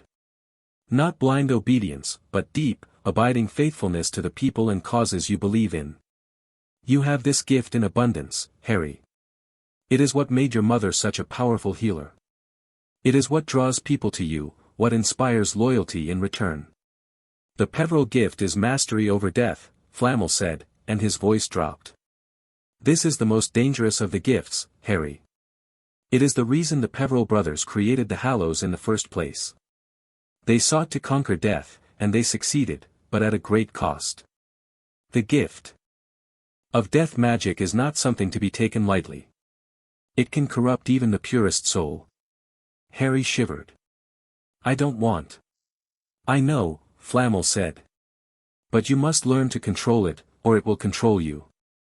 The Hallows are part of your inheritance, Harry. You cannot escape them. But you can choose how to use them. The Avalon gift is healing, Flamel said, his expression softening. The ancient magic of regeneration and restoration. Your mother had this gift in its purest form, she could heal with a touch, ease pain with a word. That gift lives in you as well, Harry. It is part of why you survived the killing curse. The magic of Avalon protects its own. Harry pressed a hand to his chest, where his scar lay hidden beneath his shirt. Is that why I survived? Not just my mother's sacrifice, but the Avalon magic. Yes, Flamel said. Lily's sacrifice was the catalyst, but the Avalon magic was the foundation. It recognized you as a child of the healing line and protected you from the death curse. The two magics work together to keep you alive. The Camelot gift is leadership, Flamel said. The ability to inspire, to command, to unite disparate forces into a common purpose. Arthur had this gift. Merlin had it. And you have it, Harry, though you've never fully realized it. Harry thought about his friends, about the DA, about the way students had followed him even when they knew it was dangerous. He'd never thought of himself as a leader, he'd just done what needed to be done, and people had chosen to follow. The Pendragon gift is mastery over dragons, Flamel said, and his eyes gleamed. The ability to command the great beasts, to understand them, to bond with them. This gift has been dormant for centuries, but it is there, Harry. Waiting to be awakened. And the Merlin gift? Harry asked. You mentioned that one last. Flamel's expression grew even more serious. The Merlin gift is the ability to perceive the threads of magic that bind the world together. Merlin could see the future, or rather, he could see the probabilities, the possibilities, the paths that the future might take. He was not a prophet in the traditional sense, he was a seer, a visionary. He could see what might be and work to make it so. Prophecy, Harry said, and the word tasted bitter. Like the one about me and Voldemort. No, Flamel said. Not like that. The prophecy you heard was a true prophecy, a glimpse of a fixed future, of events that were destined to happen regardless of anyone's choices. Merlin's gift is different. It shows you possibilities, not certainties. It allows you to see the consequences of your actions and choose the path that leads to the best outcome. Harry felt the weight of that. So I can change the future. I'm not bound by prophecy. You are bound only by your choices, Flamel said. The prophecy that foretold your battle with the Dark Lord was true, it had to be, because it was spoken in the presence of a true seer. But it did not tell you how the battle would end. That part was always up to you. Harry sat in silence, letting Flamel's words sink in. The gifts of the 9 houses were not just powers to be wielded, they were responsibilities.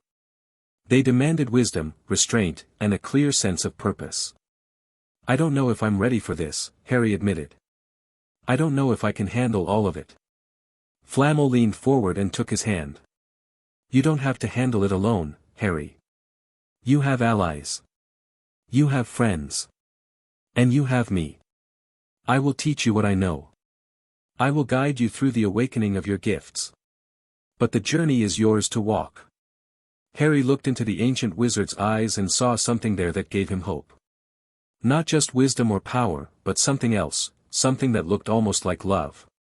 Thank you, Harry said quietly. Thank you for telling me the truth. Flamel nodded, and the pocket dimension around them began to dissolve, revealing the leaky cauldron's private booth once more. The fire crackled in the grate, and the scent of old parchment faded, replaced by the familiar smell of Tom's cooking. But Harry felt different. Changed. The gifts of the 9 houses were stirring within him, and he could feel them, like a chorus of voices singing in harmony. He was no longer just Harry Potter. He was the lord of 9 ancient houses, heir to legacies that stretched back to the dawn of magic itself. And he was ready to claim his birthright. The next few weeks were a whirlwind of activity. Harry moved out of the leaky cauldron and into one of the ancestral manors that had come with his inheritance, a sprawling estate in the Scottish Highlands that had belonged to the Peveril family for centuries. The manor was vast and ancient, its stone walls covered with creeping ivy, its windows gleaming with enchantments that had been laid down by the original builders. Harry explored every room, the library with its thousands of books, the dungeons with their hidden chambers, the towers that offered sweeping views of the misty glens below. He invited Ron and Hermione to visit, and they arrived with wide eyes and gaping mouths. Ron couldn't stop touching everything, his fingers brushing against ancient tapestries and enchanted artifacts. Hermione had disappeared into the library and hadn't emerged for 3 days. It's incredible, Hermione said, finally emerging with a stack of books that towered over her head. There are texts here that aren't in the Hogwarts library, books that were thought to be lost. Harry, do you realize what you have here? Harry smiled. I'm starting to. What's with all the books? Ron asked, poking at a tome that glowed faintly. Can't you just, I don't know, use magic to learn everything? It doesn't work like that, Hermione said, rolling her eyes. Magic is about understanding, not shortcuts. If you don't understand the principles behind a spell, you can't truly master it. Ron made a face. Sounds like a lot of work. It is, Harry said. But it's worth it. I'm learning things I never knew, about magic, about my family, about the history of the wizarding world. Ron looked at Harry with something like awe. You're really different now, aren't you? I mean, you've always been different, but this is. It's a lot, Harry admitted. But I'm still the same person. I'm still your friend. Nothing's going to change that. Ron grinned. Good. Because I'm not sure I could handle a proper Lord of 9 Houses as a friend. All that formality would be exhausting. Harry laughed, and the sound echoed through the ancient halls of Peveril Manor. But it wasn't all fun and friendship. Harry had responsibilities now, and he was determined to live up to them. He began training with Flamel, learning to access and control the gifts of the 9 Houses. The Gryffindor magic came easily, it was already familiar, already a part of him. He learned to channel his courage into combat spells, to feel the pulse of battle magic in his blood. The Slytherin magic was harder. It required subtlety, patience, and a willingness to think before acting. Harry struggled with it at first, frustrated by his inability to see the patterns, the connections, the hidden motivations that drove people's actions. But slowly, gradually, he began to understand. He learned to read people, to see beyond their words to their true intentions. He learned to negotiate, to persuade, to navigate the treacherous currents of wizarding politics. He learned to see himself through the eyes of others, to understand how he was perceived and how to shape that perception. The Ravenclaw magic opened up new worlds of knowledge.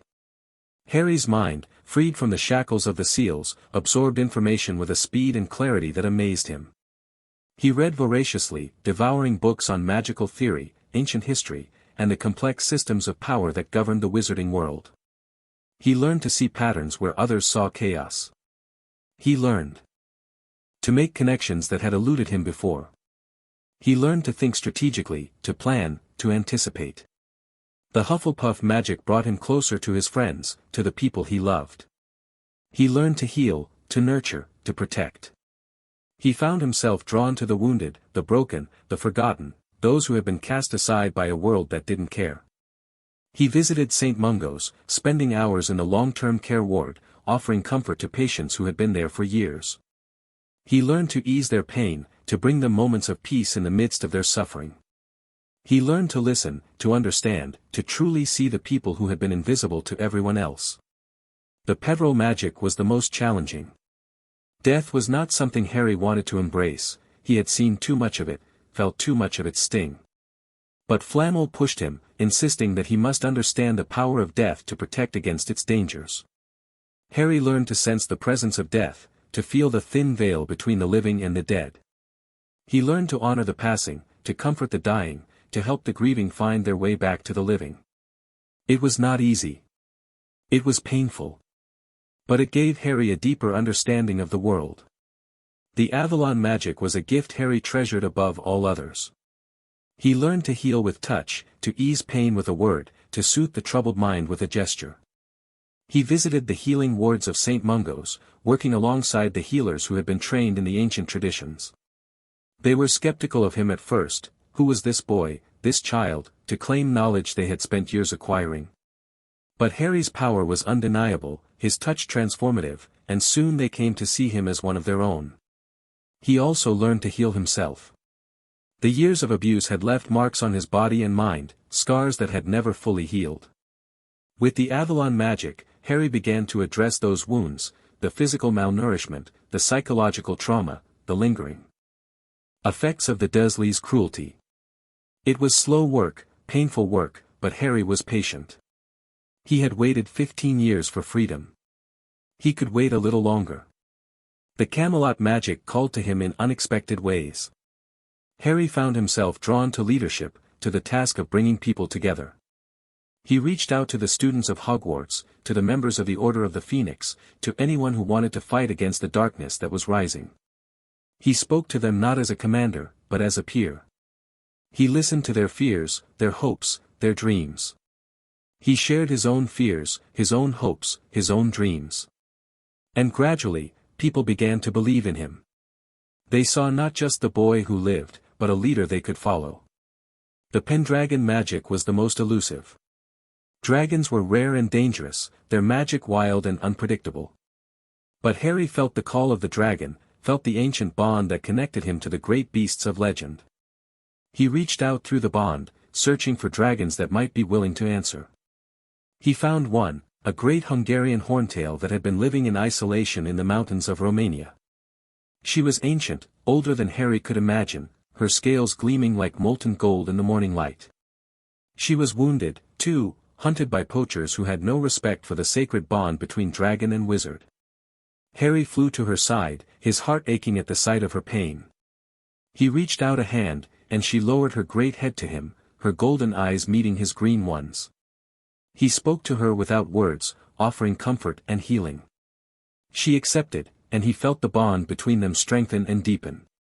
He named her Aurelia, and she became his ally, a fierce protector who would guard the 9 houses and their lord. The Merlin magic was the last to awaken. Harry saw glimpses of the future in his dreams, flashes of possibility, of paths that could be taken. But he could not always tell which paths led to light and which led to darkness. The gift was a burden, but it was also a promise. He had seen the possibility of victory, of peace, of a world free from the shadow of Voldemort. It was that possibility that kept him going. The news of Harry's inheritance spread throughout the wizarding world like wildfire. The prophet ran daily stories, their headlines screaming with excitement and speculation. The lost lord of 9 houses, Harry Potter's secret inheritance revealed. Potter bloodline connects to founders, revolution in wizarding society. Will the boy who lived become the most powerful wizard in Britain? Harry hated the attention. He'd always hated the spotlight, the endless scrutiny, the feeling of being a curiosity rather than a person. But he knew he had to handle it carefully. He was no longer just a student, a fugitive, a symbol. He was the lord of 9 houses, and his actions would have consequences far beyond his personal comfort. Amelia Bones had become his most trusted political ally. She guided him through the minefield of wizarding politics, helping him navigate the demands of the ministry and the expectations of the ancient families. She was blunt and honest, never hesitating to tell Harry when he was making a mistake. "You're doing well," she said one evening, as they sat in Harry's study at Peveril Manor. "Better than I expected, frankly. You're learning fast." Harry smiled ruefully. "I don't have much choice. The world isn't going to wait for me to be ready." "No, it isn't." Bones's voice was grim. "And that's what worries me. The Death Eaters are active again, more active than they've been in years. The ministry is scrambling to respond, but they're caught up in petty politics, as usual. And the ancient families are circling, trying to figure out how to use you for their own ends." "I'm not going to be used by anyone," Harry said firmly. "I've had enough of that to last a lifetime." Bones nodded. "I know. But you'll need to be careful. The pureblood families will try to marry you off to their daughters, to bind you to their houses through blood. They'll try to influence you, to control you through affection and obligation. You'll need to be strong." "I'm not afraid of them," Harry said. "I've faced worse than a bunch of ambitious aristocrats." "The Death Eaters are worse," Bones said. "Much worse. They'll try to kill you, and they'll do it in the most painful way possible. They haven't forgotten the humiliation of the Battle of Hogwarts. They blame you for everything." Harry felt a cold knot form in his stomach. "I know. I've always known they'd come for me." "Then you understand what's at stake. You're not just fighting for yourself anymore, Harry. You're fighting for the future of the wizarding world. The 9 houses have the power to reshape Britain, to bring justice to the oppressed, to restore balance to the magical community. But only if you're willing to lead." "I'm willing," Harry said. "I've always been willing." Bones studied him, her expression unreadable. "Good.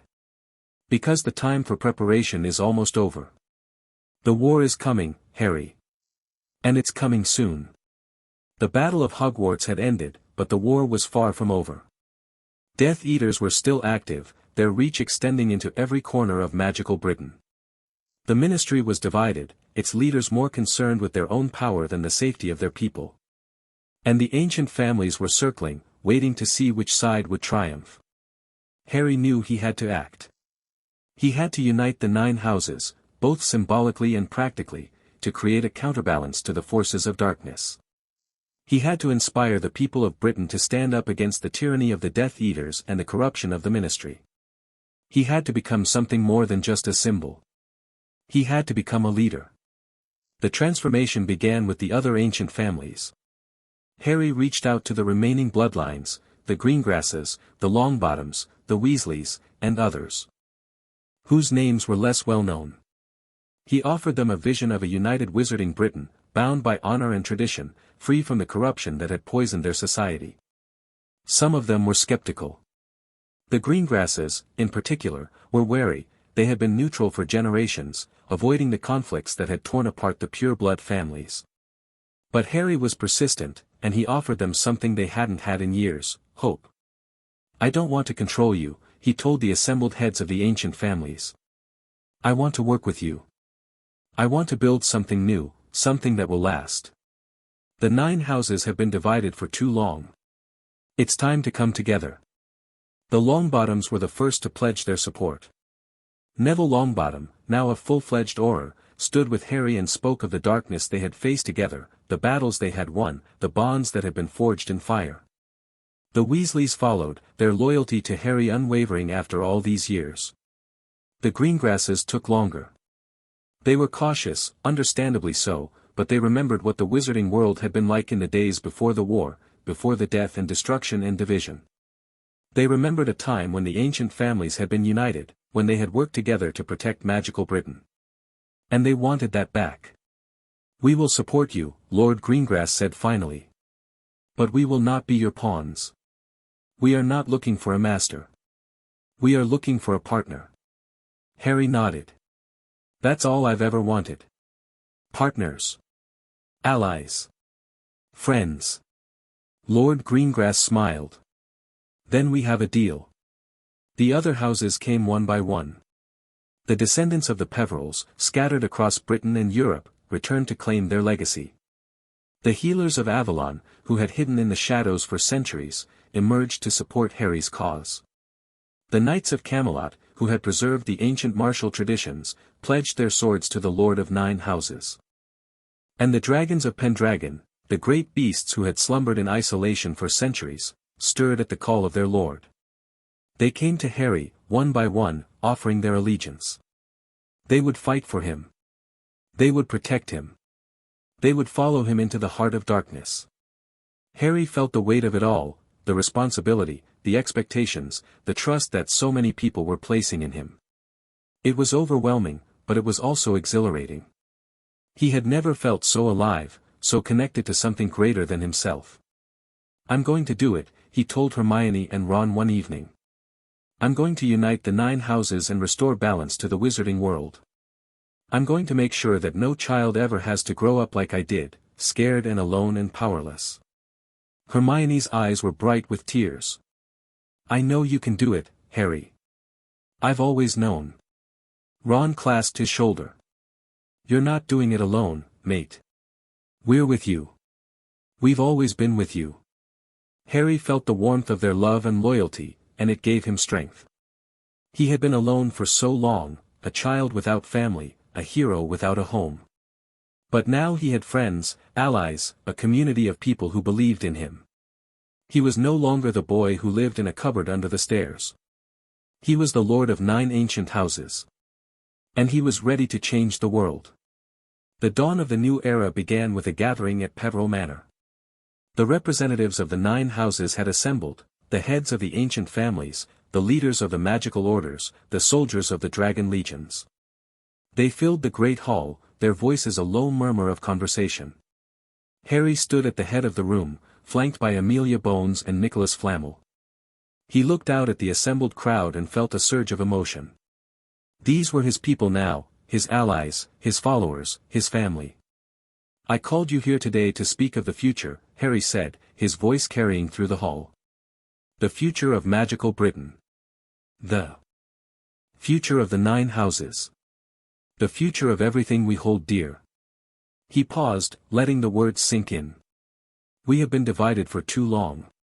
We have fought among ourselves while darkness rose around us. We have let fear and suspicion drive us apart, and we have paid the price in blood and tears. But it doesn't have to be this way.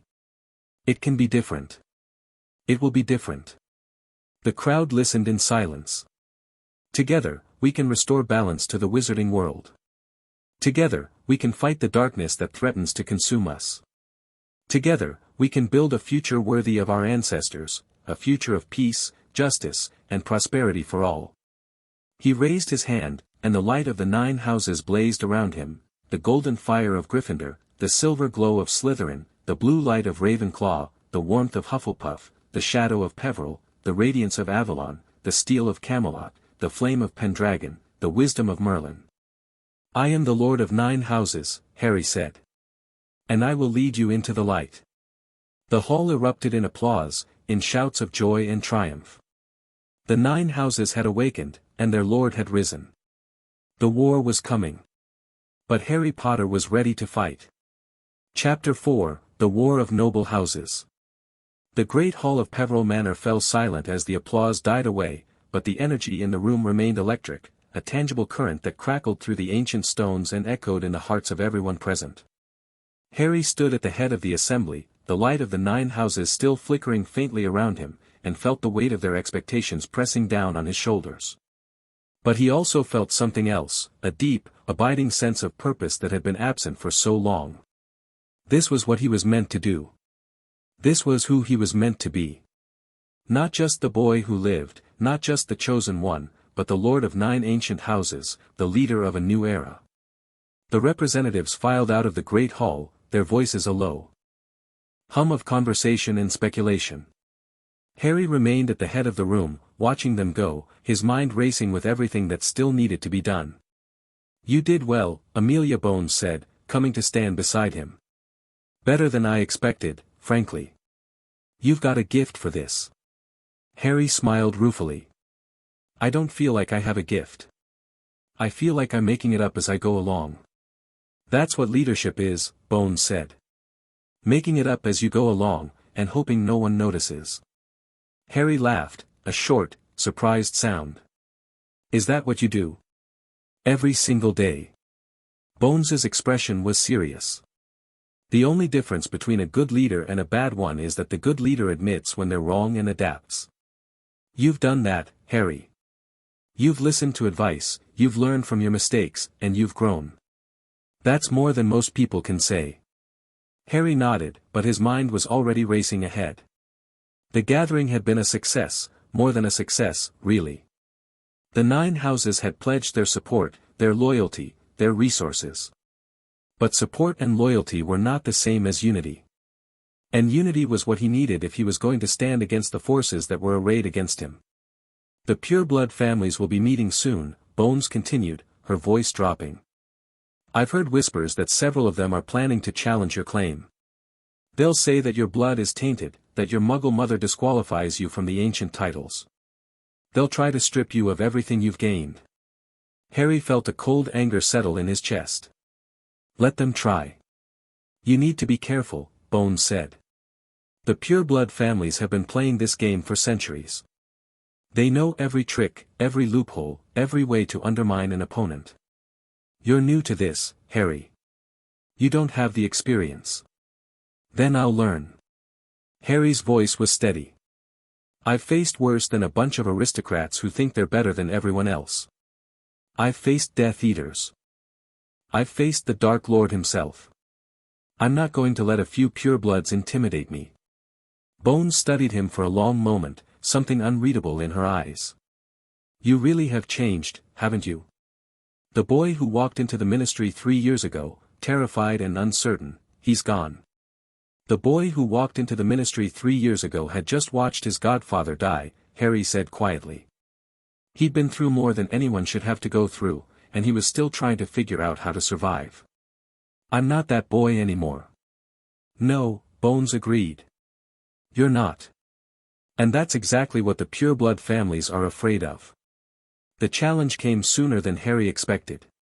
3 days after the gathering at Peveril Manor, a formal letter arrived by owl post, its envelope sealed with the crest of the House of Malfoy.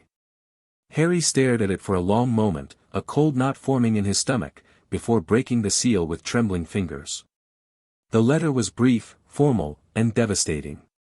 To the self-styled Lord of 9 ancient houses. It has come to our attention that you have claimed titles and properties that do not rightfully belong to you. Your bloodline is tainted by Muggle ancestry, and your claim to the ancient houses is therefore invalid.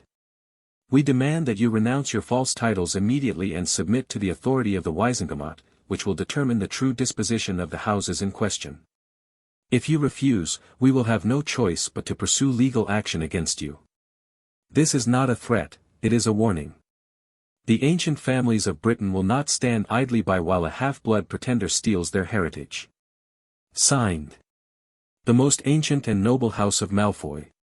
On behalf of the Sacred 28. Harry read the letter 3 times, his knuckles whitening as he gripped the parchment. The Malfoys had always been his enemies, but this was different. This was a declaration of war, not just against Harry, but against everything he stood for. They're trying to intimidate you, Amelia Bones said later that evening, her face grim as she studied the letter. They want you to back down. They want you to run. I'm not going to run, Harry said. I've done enough running to last a lifetime. Good. But you need to be prepared for what's coming. The Malfoys aren't going to stop with a letter. They'll use the Wizengamot. They'll use the press. They'll use every tool at their disposal to destroy you. Let them try, Harry said, and there was steel in his voice. I've faced worse enemies. I've survived worse odds. Bones smiled, a thin, humorless expression. You remind me of your mother, sometimes. She had that same fire, that same refusal to back down. It's what made her so dangerous to people like the Malfoys. Harry felt a pang of emotion at the mention of his mother. What would she have done? In my position, I mean. Bones was silent for a moment. She would have fought, she said finally. Not with anger, but with determination. She would have used every resource at her disposal, every connection she had, every bit of knowledge she'd accumulated. She would have made them regret ever challenging her. That's what I'm going to do, Harry said. I'm going to make them regret it. The War of Noble Houses began in earnest the following week. Harry arrived at the Ministry of Magic with a small retinue of allies, Amelia Bones, Nicholas Flamel, Neville Longbottom, and a contingent of goblin lawyers who had been retained to represent the interests of the 9 houses. The atrium was packed with reporters, their quills poised, their cameras flashing. The word had spread quickly, Harry Potter, the boy who lived, was about to face the Wizengamot. The courtroom was a vast, circular chamber with tiered seating that rose in concentric rings.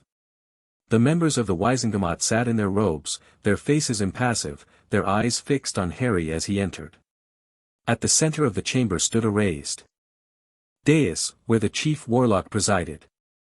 Harry recognized many of the faces in the crowd. There was Lucius Malfoy, his silver hair gleaming under the enchanted lights, his expression one of cold contempt. There were other purebloods, the Knots, the Greengrasses, the Blacks, each of them watching him with a mixture of curiosity and hostility. Harry took his place at the defendant's table, flanked by his legal team. Amelia Bones sat to his left, her expression serene. Nicholas Flamel sat to his right, his ancient eyes glinting with hidden amusement. The chief warlock, a portly, red-faced wizard named Albus Sturgis, rapped his gavel against the dais. This session of the Wizengamot is now in session. The case before us is the matter of Harry James Potter's claim to the titles and properties of 9 ancient houses. The petitioner, the most ancient and noble house of Malfoy, has brought charges of fraud and misrepresentation against the respondent. Lucius Malfoy rose from his seat, his voice smooth and calculated. Thank you, Chief Warlock. The petitioner's case is simple. Harry Potter has falsely claimed titles that do not rightfully belong to him.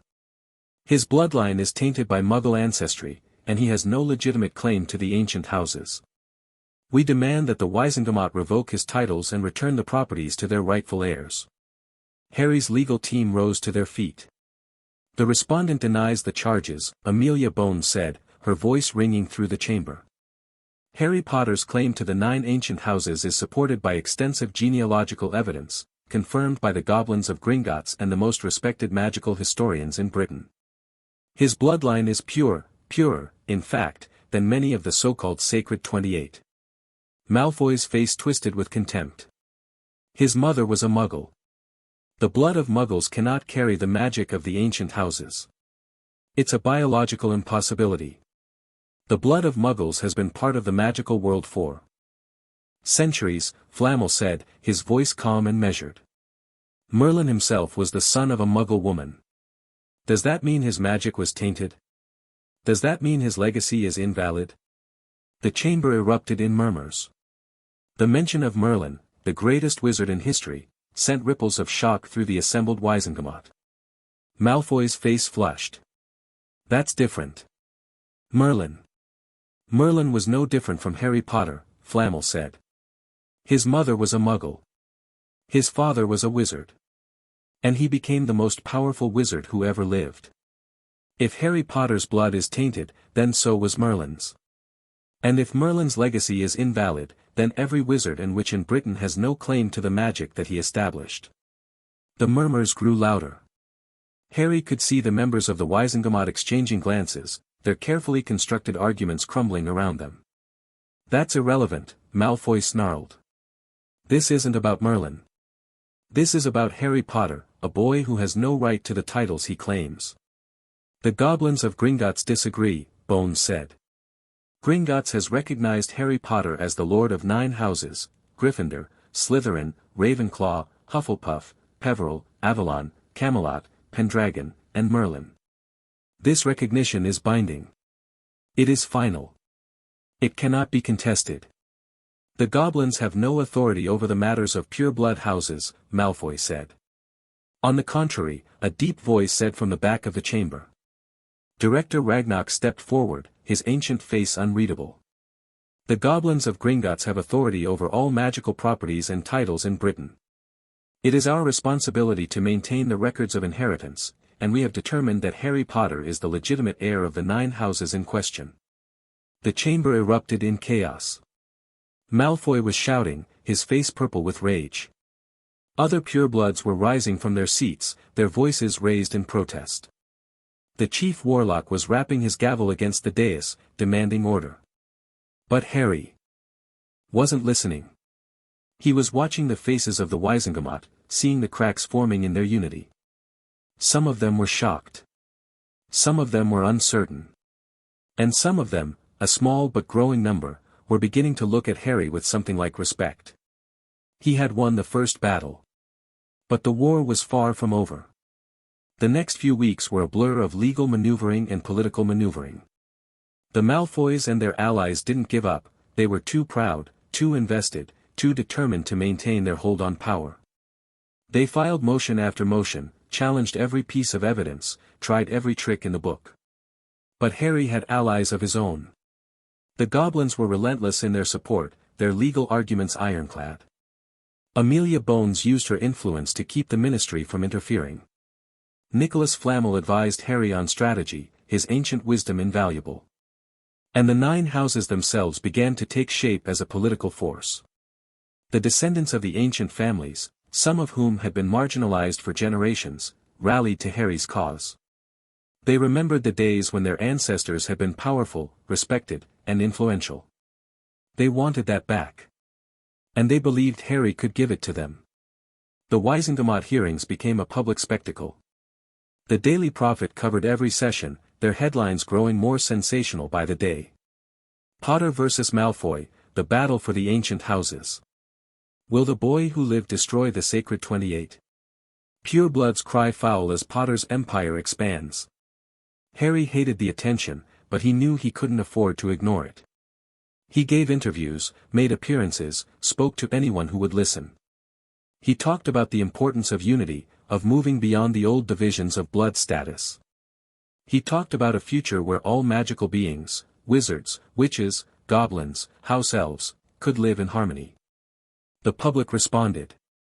Letters poured in from all over Britain, from ordinary wizards and witches who had grown tired of the endless conflict, who wanted a leader who would bring them together, not tear them apart. But the pureblood families didn't give up. They had too much to lose, their power, their wealth, their status. They fought back with the only weapons they had, lies, manipulation, and fear. The assassination attempt came on a Tuesday night. Harry was returning to Peveril Manor after a long day of meetings and negotiations. The carriage was enchanted, its windows dark, its interior lit by soft, magical candles. He was alone, his guards having been dismissed for the evening. He didn't see the attack coming. The carriage exploded in a shower of splintered wood and twisted metal. Harry was thrown clear, his body tumbling across the cold, hard ground. He felt pain, sharp, intense pain, and knew that something was badly broken. He forced himself to his feet, his wand in his hand, his eyes scanning the darkness. The Death Eaters were there, at least a dozen of them, their masks gleaming in the pale moonlight. They surrounded him, their wands raised, their voices chanting a curse that made his blood run cold. But Harry wasn't afraid. He was angry. The magic of the 9 houses surged through him, hot and fierce and wild.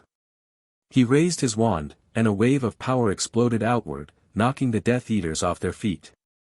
He moved through them like a shadow, his spells striking with deadly accuracy, his opponents falling one by one. In the end, only one Death Eater remained, a tall, thin figure who stood apart from the others, his wand trained on Harry's heart. "You've gotten stronger, Potter," the Death Eater said, his voice muffled by the mask. "But not strong enough." "I've heard that before," Harry said. "And I'm still here." The Death Eater laughed, a cold, cruel sound. "Not for long." He raised his wand, and Harry prepared to defend himself. But something was wrong. The Death Eater's spell wasn't aimed at Harry. It was aimed at the ground. Beneath his feet. The earth exploded, and Harry was thrown into the air, his body crashing into the side of a building. He felt bones crack, felt blood pour from a wound on his forehead. His vision swam, and he struggled to stay conscious. But the Death Eater was already moving, his wand raised for the killing blow. And then, out of nowhere, a figure appeared, a tall, shadowy figure that moved like smoke, its features obscured by a hood. The figure raised a wand, and the Death Eater flew backward, his mask shattering, his body crumpling against the ground. Harry stared, trying to make sense of what he was seeing. The figure turned, its hood falling back to reveal Sirius. The face was his godfather's, the same strong features, the same gleaming eyes, the same crooked smile. But there was something different about this Sirius, something older and more shadowed. "Hello, Harry," Sirius said. "Looks like I got here just in time." Harry's heart was pounding. "Sirius, I don't understand. You're dead. I saw you fall through the veil. You died." Sirius laughed, a low, bitter sound. "I did die, Harry. I've been dead for 3 years. But death isn't the end. It's just another beginning. I don't understand." "You will." Sirius stepped closer, and Harry could see that he was translucent, his form shimmering in the pale light. "But first, we need to talk. There are things you need to know. Things that Dumbledore never told you. Things that could save your life, or end it." Harry stared at his godfather, his mind spinning. "What things?" Sirius's expression grew serious. "The prophecy, Harry. The real prophecy. Not the one you heard. Not the one that Voldemort knows about. The one that Dumbledore kept hidden. The one that changes everything." "What do you mean? What prophecy?" Sirius reached out a hand, his translucent fingers hovering over Harry's cheek. "The prophecy of the 9 houses, Harry. The prophecy that foretold the rise of a lord who would unite them all. The prophecy that made you the most important wizard in history, and the most hunted." Harry felt a chill run down his spine. "I've already heard a prophecy. About me and Voldemort. About how one of us has to kill the other." "That prophecy is real," Sirius said. "But it's only half the story. The other half, the part that Dumbledore kept hidden, is the prophecy of the 9 houses. The prophecy that says that when the lords of the 9 ancient houses are united, they will usher in a new era of peace and prosperity. Or they will destroy everything that exists." "Destroy everything? What are you talking about?" Sirius's eyes were dark and troubled. The 9 houses were created for a purpose, Harry. They were created to protect the magical world from a threat that even the founders themselves couldn't face. And now that threat is awakening. And you are the only one who can stop it. What threat? Sirius opened his mouth to answer, but before he could speak, a beam of green light shot through the air, striking him in the chest. He dissolved, his form fading into nothing. Harry screamed, but it was too late. Sirius was gone. And the Death Eaters were closing in. The battle that followed was brutal, vicious, and almost fatal. Harry fought with everything he had, channeling the power of the 9 houses, pushing himself beyond his limits. But there were too many Death Eaters, and they were too well organized. He could feel his strength waning, his magic flickering.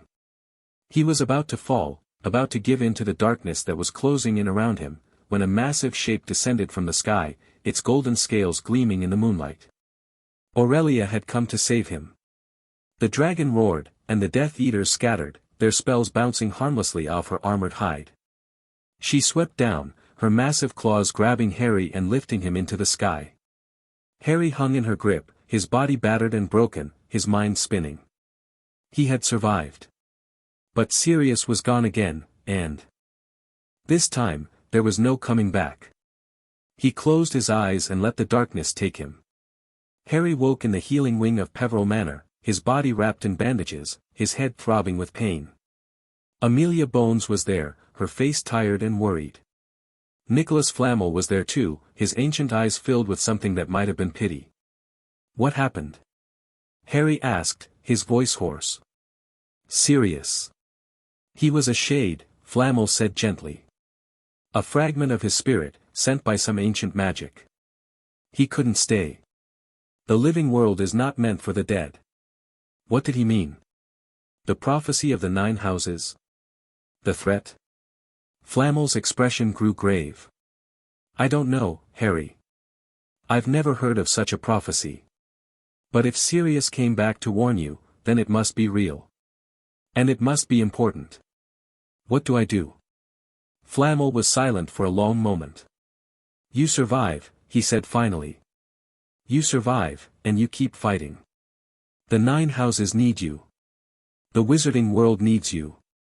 You can't afford to give up now. Harry nodded, his jaw tight. I won't give up. I'll never give up. He looked up at the ceiling, his mind racing. The pureblood families were attacking him on all fronts. The Death Eaters were trying to kill him. And now there was a prophecy that threatened to destroy everything. But he was the Lord of 9 houses. He had resources, allies, power. And he had something else, something that the purebloods and the Death Eaters would never understand. He had hope. The war of noble houses was just beginning. But Harry Potter was ready to fight. Chapter 5, The Lord of 9. The healing wing of Peveril Manor was quiet save for the soft crackle of the enchanted fire and the occasional whisper of the healers moving between beds. Harry lay propped against a mountain of pillows, his body still aching from the assassination attempt, his mind churning with everything Sirius had revealed before being torn away. 3 days had passed since the attack. 3 days of fitful sleep, of fragmented dreams, of waking in cold sweats with the image of Sirius dissolving into nothing burned into his retinas. The healers had done their work, his bones were mended, his wounds closed, his magical core stable. But the deeper wounds, the ones that couldn't be healed with spells or potions, remained raw and bleeding. Amelia Bones sat in the chair beside his bed, a stack of parchment in her lap. Her expression was grim, her eyes shadowed with exhaustion.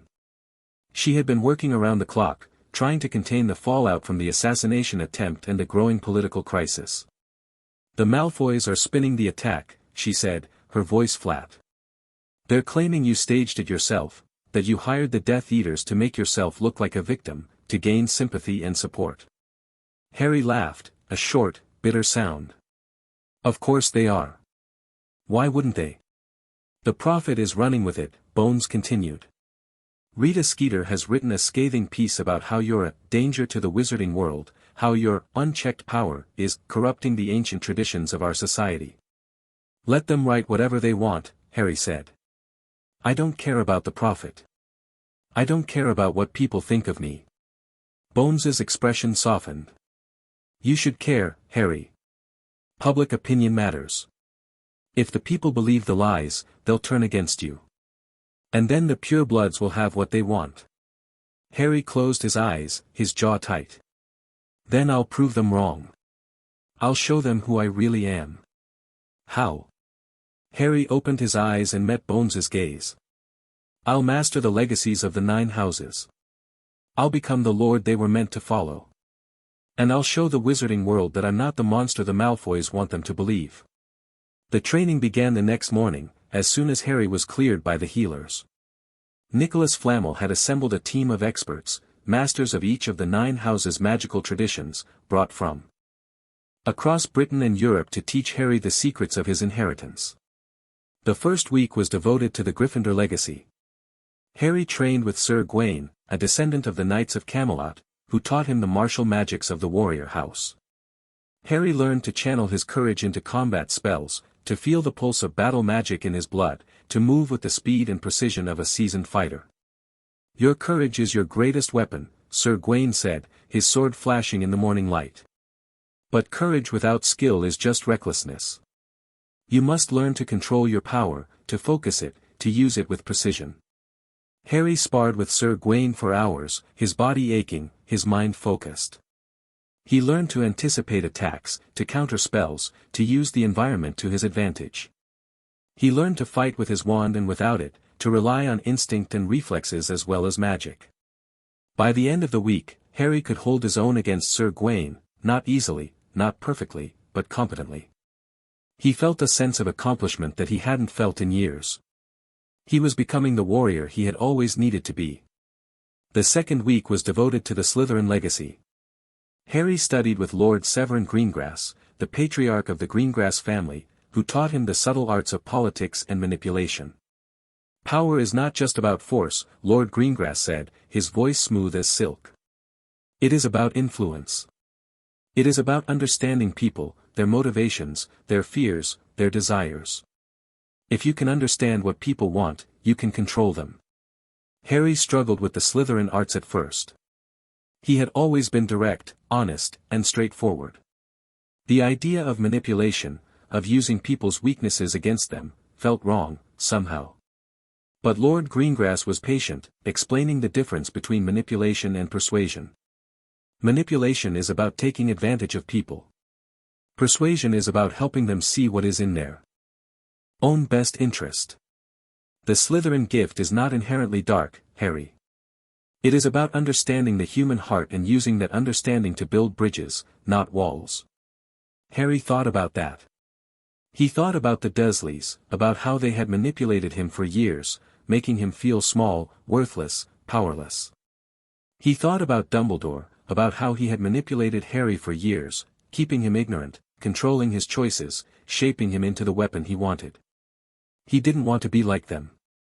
But he also didn't want to be the victim anymore. I'll learn, Harry said. I'll learn to understand people, to see what they really need. I'll use that understanding to help them, not to hurt them. Lord Greengrass smiled. That is the path of a true Slytherin, Harry. It is the path of the leader who understands that power is a responsibility, not a privilege. The third week was devoted to the Ravenclaw legacy. Harry studied with the brilliant and eccentric Professor Rowena, a direct descendant of the founder herself. She taught him the art of knowledge, of understanding the deep workings of magic and the world. Your mind has been shackled for too long, Professor Rowena said, her eyes gleaming with intensity. But now the shackles are broken, and you must learn to use your mind with the same precision and power that you use your wand. Harry spent hours in the library at Peveril Manor, reading ancient texts, studying complex theories, learning to see the patterns that connected all of magic. His mind, once foggy and sluggish, now worked with a clarity that amazed him. He could see connections that had eluded him before, understand concepts that had seemed impenetrable. He learned about the deep magic, the magic that existed beneath the surface of spells and potions and charms. He learned about the laws of transfiguration, the principles of alchemy, the secrets of the ancient arts. He learned to think critically, to question assumptions, to see the world with new eyes. "You have a brilliant mind, Harry," Professor Rowena said at the end of the third week. "It just needed to be freed." Harry smiled. "Thank you. I never knew I had it in me." "It was always there," Professor Rowena said. "The seals just made it harder to access. Now that they're gone, your true potential is finally being realized." The fourth week was devoted to the Hufflepuff legacy. Harry trained with Matron Helga, a healer who had dedicated her life to the Hufflepuff traditions of loyalty and compassion. She taught him to heal, to nurture, to protect. "Magic is not just about power," Matron Helga said. "It is about connection. It is about the bonds that tie us together, family, friendship, community. The Hufflepuff gift is about strengthening those bonds, making them unbreakable." Harry learned to channel his magic into healing, to ease pain and suffering with a touch. He learned to listen to people's hearts, to understand their needs, to comfort them in their darkest moments. He worked in the healing wing at St. Mungo's, treating patients who had been lost and forgotten. It was hard work, sometimes heartbreaking work. But it was also deeply fulfilling. Harry felt a connection to the patients that he hadn't felt before, a sense of shared humanity, of common suffering. He was no longer just the boy who lived, the hero who fought dark wizards. He was a healer, a comforter, a friend. "You have a good heart, Harry," Matron Helga said. "Use it wisely." The fifth week was devoted to the Peveril legacy. Harry trained with the mysterious Lord Mortimer, a descendant of the Peveril line who had dedicated his life to understanding death. "Death is not something to be feared," Lord Mortimer said. "It is something to be understood. The Peveril gift is about accepting the inevitability of death and using that acceptance to live fully, to love deeply, to fight for what matters." Harry learned to sense the presence of death, to feel the thin veil between the living and the dead. He learned to honor the passing, to comfort the dying, to help the grieving find their way back to the living. It was the most difficult training Harry had ever undergone. It forced him to confront his own mortality, to accept that one day he would die. It forced him to confront the deaths of his parents, of Sirius, of all the people he had lost. But it also gave him a new perspective. He realized that death was not the end, it was a transition, a passage to something else. He realized that the people he had lost were not truly gone, not completely. They lived on in his memory, in his heart, in the magic that flowed through his veins. "You are ready," Lord Mortimer said. "Ready to face the darkness that is coming." The sixth week was devoted to the Avalon legacy. Harry trained with Lady Isolde, a healer who had dedicated her life to the ancient traditions of Avalon. She taught him the magic of regeneration, of healing the deepest wounds of body and soul. "The Avalon gift is the most precious of all," Lady Isolde said. "It is the gift of life itself. Use it wisely, Harry. Use it to heal the wounds of the world." Harry learned to heal the deepest wounds, the wounds of the heart, the wounds of the soul. He worked with patients who had been broken by years of abuse, who had lost hope and faith. He helped them rebuild their lives, to find meaning and purpose again. He also learned to heal himself.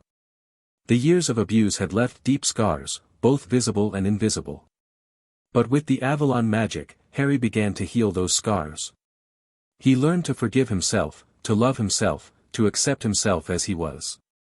"You are a healer, Harry," Lady Isolde said. "That is your true gift. Use it to make the world a better place."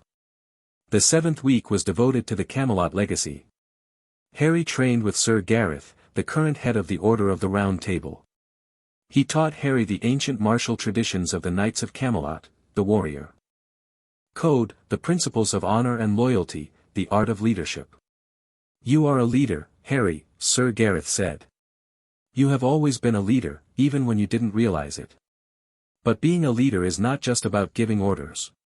It is about inspiring people, about earning their trust, about being worthy of their loyalty." Harry learned to command, to inspire, to unite disparate forces into a common purpose. He learned to listen to his people, to understand their needs, to make decisions that served the greater good. He also learned to be humble. The Knights of Camelot were not arrogant or boastful. They were servants, dedicated to the people they protected. Harry understood that he was not above anyone, he was just different, with different responsibilities. "You are ready to lead," Sir Gareth said. "Ready to unite the 9 houses and restore balance to the wizarding world." The 8th week was devoted to the Pendragon legacy. Harry trained with the Dragon Lord Emrys, a descendant of the ancient line of Pendragon. He taught Harry the art of bonding with dragons, of commanding the great beasts with word and will. "The Pendragon gift is wild and uncontrollable," Dragon Lord Emrys said. "But it can be channeled, focused, directed. You must learn to speak to the dragon within you, to understand its needs, to build a bond of trust and loyalty." Harry spent hours with Aurelia, learning to communicate with her, to understand her thoughts and feelings. He learned to ride her, to fly with her, to fight alongside her. The bond between them deepened, becoming something more than just a partnership. It became a friendship, a connection that transcended words. "You are a Dragon Lord now, Harry," Dragon Lord Emrys said. "Use your power wisely." The 9th week was devoted to the Merlin legacy. Harry trained with the seer Morgana, a descendant of the Merlin line who had dedicated her life to understanding the mysteries of the future. She taught him to see the threads of probability, to perceive the possibilities that lay ahead. "The Merlin gift is a double-edged sword," Morgana said. "It shows you what could be, but not what will be. You must learn to use your visions to guide your decisions, not to predict the future." Harry spent hours in meditation, learning to open his mind to the flow of time. He saw glimpses of the future, fragments of possibility that shifted and changed with every decision. He saw a world where the 9 houses were united, where the wizarding world was at peace. He saw a world where the Death Eaters triumphed, where darkness consumed everything. He learned to see the consequences of his actions, to choose the path that led to the best possible outcome. It was a heavy responsibility, but Harry accepted it willingly. "You are a seer now, Harry," Morgana said. "Use your gift to build a better future." The months of training transformed Harry. He was no longer the uncertain, angry boy who had walked into Gringotts that first day. He was confident, powerful, and wise. The magic of the 9 houses flowed through him like a river, steady and strong. But the political battle continued. The pureblood families were relentless, using every tool at their disposal to destroy Harry's reputation and undermine his authority. The Malfoys, in particular, were determined to bring him down. Harry knew he couldn't fight them alone. He needed allies, powerful allies, who could match the purebloods' influence and resources. So he reached out to the ancient families, to the descendants of the 9 houses, to anyone who would listen. "I want to unite the 9 houses," Harry told a gathering of the ancient families. "I want to bring together the Gryffindors, the Slytherins, the Ravenclaws, the Hufflepuffs, the Peverils, the Avalons, the Camelots, the Pendragons, and the Merlins. I want to create a new order, one that will restore balance to the wizarding world." The gathered representatives murmured among themselves. They were wary, suspicious, uncertain. But they were also curious. They had heard of Harry's training, of his growing power. They had seen what he had accomplished in just a few months. "What do you want from us?" one of the representatives asked. "What do you want us to do?" "I want you to trust me," Harry said. "I want you to believe that I can do this. I want you to stand with me, to fight with me, to build a better future for all of us." The representatives hesitated, exchanging glances. But slowly, one by one, they began to nod. They had seen the darkness that was coming. They had seen the Death Eaters' growing power, the Ministry's corruption, the purebloods' greed. They knew that they couldn't face it alone. "We will stand with you," the representative said finally. "We will unite behind you, Harry Potter. You are the Lord of 9 houses." The assault on the Death Eater stronghold was the culmination of everything Harry had been working toward. He had gathered his forces, the Knights of Camelot, the Warriors of Gryffindor, the Dragons of Pendragon, the Healers of Avalon, the Seers of Merlin. They were ready to fight. The stronghold was a fortress in the Scottish Highlands, protected by dark magic and defended by the most loyal of Voldemort's followers. Harry knew it would be a hard battle, perhaps the hardest of his life. But he was ready. The attack began at dawn.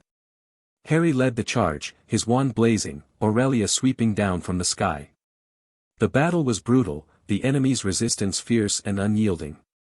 But Harry fought with everything he had, channeling the power of the 9 houses, pushing himself beyond his limits. He saw the faces of his enemies, the Death Eaters, the purebloods, the followers of darkness. They were desperate, fighting for their survival. But Harry was fighting for something more. He was fighting for the future, for the hope of a better world. The battle raged for hours, the sky dark with magic and dragons. Harry cut through. The enemy like a blade, his wand never still, his magic never faltering. He was the Lord of 9 houses, and he was unstoppable. Finally, it was over. The Death Eaters were defeated, their stronghold in ruins. Harry stood in the center of the battlefield, his wand smoking, his body aching. He had won. But the victory came at a cost. Many of his allies had fallen, their bodies broken and burned. Harry knelt beside them, his hands shaking, his heart heavy. "We won," he said quietly. "But at what cost?" Amelia Bones knelt beside him, her face grave. "We won," she repeated. "And that's what matters. The war isn't over, Harry. But we've taken a major step. The Death Eaters are on the run. The purebloods are in disarray. And you are the Lord of 9 houses." Harry looked up at the sky, at the smoke and ash that filled the air. He had lost so much. He had lost his parents, his godfather, his friends. But he had gained so much, too. He had gained power, purpose, and a community of people who believed in him. "I won't let them down," Harry said. "I won't let any of them down. I'll do whatever it takes to restore balance to the wizarding world." Bones smiled, a tired but genuine smile. "I know you will, Harry. That's why we followed you." The aftermath of the battle was chaotic. The Ministry was scrambling to respond, trying to maintain order in the face of the Death Eaters' defeat. The pureblood families were in turmoil, their leaders arrested or killed. And the wizarding public was finally beginning to realize that Harry Potter was not just a symbol, he was a leader. Harry used the momentum to push forward his agenda. He introduced reforms to the Ministry, dismantling the corruption that had plagued it for decades. He established the 9 houses as a formal political force, giving the ancient families a voice in the governance of magical Britain. He reached out to the goblins, the house elves, the werewolves, the beings who had been marginalized and oppressed for too long. "I want to build a world where everyone is treated with dignity and respect," Harry said in a speech to the Wizengamot. "Where no one is judged by their blood or their species. Where we all work together to build a better future." The Wizengamot was silent, their faces divided. Some were skeptical, others supportive. But Harry didn't care. He had the power to make change happen. He had the 9 houses behind him. And he wasn't going to stop until the wizarding world was truly free. Chapter 6, The New Guardian of Britain. The morning light crept through the stained glass windows of the great hall at Peveril Manor, casting fractured rainbows across the ancient stone floor. Harry stood at the head of the room, his hands resting on the back of a chair that had belonged to the Peveril family for centuries. The chair was carved from dark oak, its surface worn smooth by the touch of generations, its back inlaid with the symbols of the 9 houses, the lion of Gryffindor, the serpent of Slytherin, the eagle of Ravenclaw, the badger of Hufflepuff, the Hallows of Peveril, the crescent moon of Avalon, the sword of Camelot, the dragon of Pendragon, and the star of Merlin. He had been standing there for hours, watching the sun rise, thinking about everything that had brought him to this moment. The raid on Privet Drive. The breaking of the seals. The discovery of his inheritance. The training. The battles. The losses. And now, the beginning of something new. The door to the great hall opened, and Amelia Bones entered, her footsteps echoing in the silence. She was dressed in her formal robes, her hair pulled back in its usual severe bun, her expression one of quiet satisfaction. "They're ready for you," she said. "The representatives of the 9 houses are assembled in the courtyard. The Ministry officials are there as well, including the new minister, who wants to offer his congratulations personally." Harry nodded, his jaw tight. And the goblins? There. There too. Director Ragnarok insisted on attending. He says this is a historic moment for magical Britain, and he wants to witness it firsthand. Harry felt a flicker of warmth at that. The goblins had been his most steadfast allies, their support unwavering even when the political tides had turned against him. He owed them more than he could ever repay. "Let's go, then," Harry said. "I've kept them waiting long enough." The courtyard of Peveril Manor was filled with people, hundreds of them, representing every corner of magical Britain. The representatives of the 9 houses stood in a semicircle, their banners flying, their robes adorned with the symbols of their ancient lines. The ministry officials were arrayed behind them, their faces a mixture of awe and unease. And the goblins stood apart, their ancient eyes gleaming with approval. Harry walked through the crowd, his footsteps steady, his head held high. He felt the weight of their gaze on him, the expectation, the hope, the fear. He had been the center of attention for as long as he could remember, but this was different. This was not about being the boy who lived, the chosen one, the hero of the wizarding world. This was about being the Lord of 9 houses, the leader who would guide them into a new era. He reached the center of the courtyard and turned to face the crowd. The murmuring faded, replaced by a silence so complete that Harry could hear the beating of his own heart. "Thank you for coming," he said, his voice carrying through the stillness. "I know that many of you have traveled far to be here. I know that many of you have sacrificed much to support this cause. And I want you to know that I do not take that lightly." He paused, letting the words sink in. 3 years ago, I was a boy living in a cupboard under the stairs.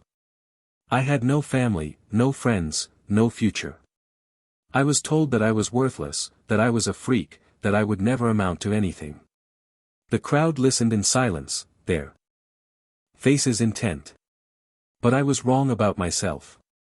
And the people who told me those things were wrong too. I am not worthless. I am not a freak. And I have amounted to something that I never could have imagined in my wildest dreams. He gestured to the banners of the 9 houses, to the people who had gathered to support him. I am the Lord of 9 ancient houses. I am the heir of Gryffindor, Slytherin, Ravenclaw, Hufflepuff, Peveril, Avalon, Camelot, Pendragon, and Merlin. I carry the blood of the founders, the knights, the healers, the seers. I carry the legacy of the most powerful wizards and witches in history. The crowd began to murmur, a low hum of excitement and anticipation. But I am not just the sum of my ancestors. I am my own person. I have made my own choices, forged my own path. And I have chosen to use my power to build a better world, a world where no child has to grow up in a cupboard, where no one is judged by their blood, where every magical being is treated with dignity and respect. He raised his hand, and the symbols of the 9 houses blazed around him, gold and silver and blue and bronze, bright and fierce and undeniable. Today, I am formally declaring the unification of the 9 houses. From this day forward, we are one, a single force dedicated to protecting magical Britain and restoring balance to our world. The crowd erupted in cheers. The banners of the 9 houses rose higher, their colors bright against the gray sky. Harry felt a surge of emotion, of hope, of determination. This was only the beginning. The unification ceremony was a formal affair, filled with ancient rituals and solemn oaths. The heads of the 9 houses stepped forward, one by one, to pledge their loyalty to Harry and to the unified council that would govern their affairs. Lord Greengrass swore on behalf of the Slytherin line, his voice steady and sincere. Sir Gawain swore on behalf of the Gryffindor line, his sword raised in salute. Professor Rowena swore on behalf of the Ravenclaw line, her eyes gleaming with scholarly pride. Matron Helga swore on behalf of the Hufflepuff line, her hands clasped in prayer. Lord Mortimer swore on behalf of the Peveril line, his ancient face unreadable. Lady Isolde swore on behalf of the Avalon line, her voice soft but firm. Sir Gareth swore on behalf of the Camelot line, his fist pressed to his heart. Dragon Lord Emery swore on behalf of the Pendragon line, his eyes blazing with dragon fire. Seer Morgana swore on behalf of the Merlin line, her voice echoing with the weight of prophecy. Harry accepted each oath, his hand clasped over theirs, his magic intertwining with theirs. He felt the bonds forming between them, the connections that would unite the 9 houses for generations to come. When the last oath was sworn, Harry stepped back and raised his hands. The symbols of the 9 houses blazed around him, brighter than ever, their light filling the courtyard with a warm, golden glow. "We are one," Harry said. "From this day forward, the 9 houses are united. We will work together, fight together, and build a better future together." The crowd cheered again, their voices rising to the heavens. Harry felt a tear slip down his cheek, not of sadness, but of joy, of relief, of the overwhelming sense that everything was going to be all right. The weeks that followed were a whirlwind of activity. Harry worked tirelessly to implement the reforms he had promised, dismantling the corruption that had plagued the ministry for decades and establishing the 9 houses as a powerful force for good. He met with the new Minister of Magic, a young witch named Artemis Folly who had been elected on a platform of reform and transparency. She was idealistic and determined, eager to work with Harry to build a better wizarding world. "I've read your proposals," Minister Folly said, her eyes bright with enthusiasm. "They're ambitious. Transformative. Exactly what we need." Harry smiled. "I'm glad you think so. But I can't do this alone. I need your support, and the support of the ministry, to make these changes happen." "You have it," Minister Folly said. "Whatever you need, I'll make sure it happens." Harry felt a surge of hope. For the first time in his life, he had a powerful ally in the ministry, someone who shared his vision, who believed in the same future he was fighting for. He reached out to the other magical communities, the goblins, the house elves, the werewolves, the centaurs. He offered them a place at the table, a voice in the governance of magical Britain. "We have been divided for too long," Harry told a gathering of magical beings at the ministry. "We have been separated by fear, by prejudice, by centuries of distrust. But that doesn't have to continue. We can build a new world together, a world where every magical being is treated with dignity and respect." The goblins were the first to respond, their support unwavering. Director Ragnarok pledged the full resources of Gringotts to support Harry's reforms, his ancient voice echoing through the chamber. "The goblins have always been the guardians of magical knowledge," Ragnarok said. "We have seen empires rise and fall. We have seen the best and worst of wizard kind. But we have never seen a leader like Harry Potter, a wizard who treats us as equals, as allies, as friends. We will stand with him." The house elves followed, their voices trembling with emotion. They had been marginalized and oppressed for centuries, treated as servants rather than people. But Harry offered them something different, a chance to be free, to be respected, to be valued. "We serve the Lord of 9 houses," the head house elf said, his voice shaking. "We serve Harry Potter. He has given us hope. He has given us dignity. We will never forget it." The werewolves were more hesitant, their distrust of wizard kind deep-seated and hard-earned. But Harry had shown them kindness, had offered them healing and acceptance. He had seen them as people, not monsters. And they responded in kind. "We will fight alongside you," the werewolf leader said. "We will protect the world that Harry Potter is building." The centaurs were the most cautious of all, their connection to the stars making them wary of mortal affairs. But Harry had shown them respect, had listened to their wisdom, had honored their traditions. And the centaurs, in turn, showed their support. "The stars have foretold this," the centaur elder said. "They have spoken of a time of unity, of balance restored. We will watch over the world that Harry Potter is creating." But the road to unity was not without its challenges. The Death Eaters, though defeated, had not been destroyed entirely. Remnants of their organization still lurked in the shadows, waiting for an opportunity to strike. Harry knew that he had to be vigilant. He couldn't afford to be complacent, to let his guard down. The war was not over, it had just entered a new phase.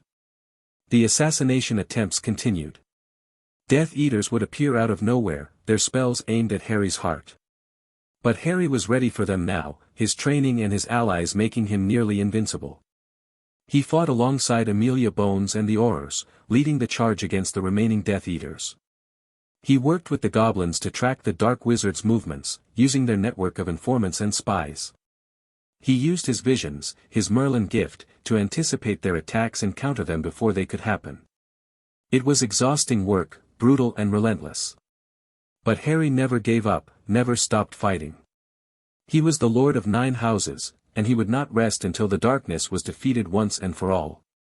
The final confrontation came on a moonless night, in the ruins of the Malfoy Manor. The remaining Death Eaters had gathered there, their last stronghold, their final stand. Harry led his forces into battle, the Knights of Camelot, the Warriors of Gryffindor, the Dragons of Pendragon, the Healers of Avalon. They fought with courage and determination, pushing back the darkness with every spell and every sword stroke. At the center of the battle, Harry faced Lucius Malfoy. The man was old now, his silver hair thin and wispy, his eyes hollow with defeat. But there was still fire in him, still a desperate determination to win. "You think you can defeat me?" Malfoy snarled, his wand raised. "You think you can defeat us all? You're just a boy, a half-blood, a pretender." "I'm the Lord of 9 houses," Harry said, his voice calm. "And I've defeated worse enemies than you." He raised his wand, and the symbols of the 9 houses blazed around him. The light was blinding, overwhelming, unstoppable. It washed over Malfoy, over the Death Eaters, over the ruins of the manor. When it faded, Malfoy was on his knees, his wand shattered, his spirit broken. The Death Eaters were scattered, their power shattered. It was over. The aftermath of the final battle was a time of healing and rebuilding. Harry worked with the Ministry and the 9 houses to restore order to magical Britain, to help the wounded and the displaced, to rebuild the communities that had been destroyed by the war. He traveled across the country, visiting the families who had lost loved ones, the children who had been orphaned, the wounded who were still recovering. He healed them, comforted them, gave them hope. The unification of the 9 houses was formalized in a grand ceremony at Peveril Manor. Representatives from every magical community in Britain attended, their banners flying, their voices raised in celebration. Harry stood at the center of the ceremony, his hands clasped with Amelia Bones on one side and Director Ragnarok on the other. The symbols of the 9 houses blazed around him, their light reflecting off the faces of the crowd. "Today," Harry said, his voice carrying through the crowd, "we are united. The 9 houses are one. The magical communities of Britain are one. And we will never be divided again." The crowd cheered, their voices rising to the heavens.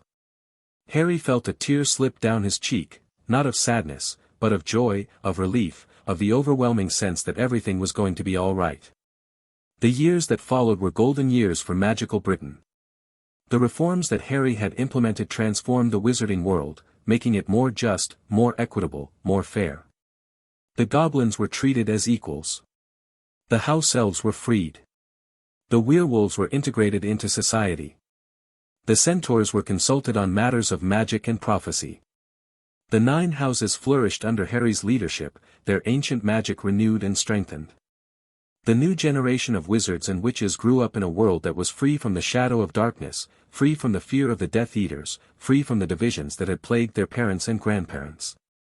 Harry watched them grow, watched them thrive, watched them build a future that he had only dreamed of. He was no longer the boy who lived, the chosen one, the hero of the wizarding world. He was the Lord of 9 houses, the new guardian of Britain, the leader who had restored balance to the wizarding world. But he was still the same person he had always been, the boy who had grown up in a cupboard under the stairs, who had suffered and struggled and fought for everything he had. He had not forgotten where he came from, and he never would. "The wizarding world owes you a debt that can never be repaid," Amelia Bones said one evening, as they sat in the library of Peveril Manor. "You changed everything, Harry. You gave us hope." Harry smiled, his eyes distant. "I didn't do it alone. I had help, from you, from Ragnarok, from everyone who believed in me." "That's true," Bones said.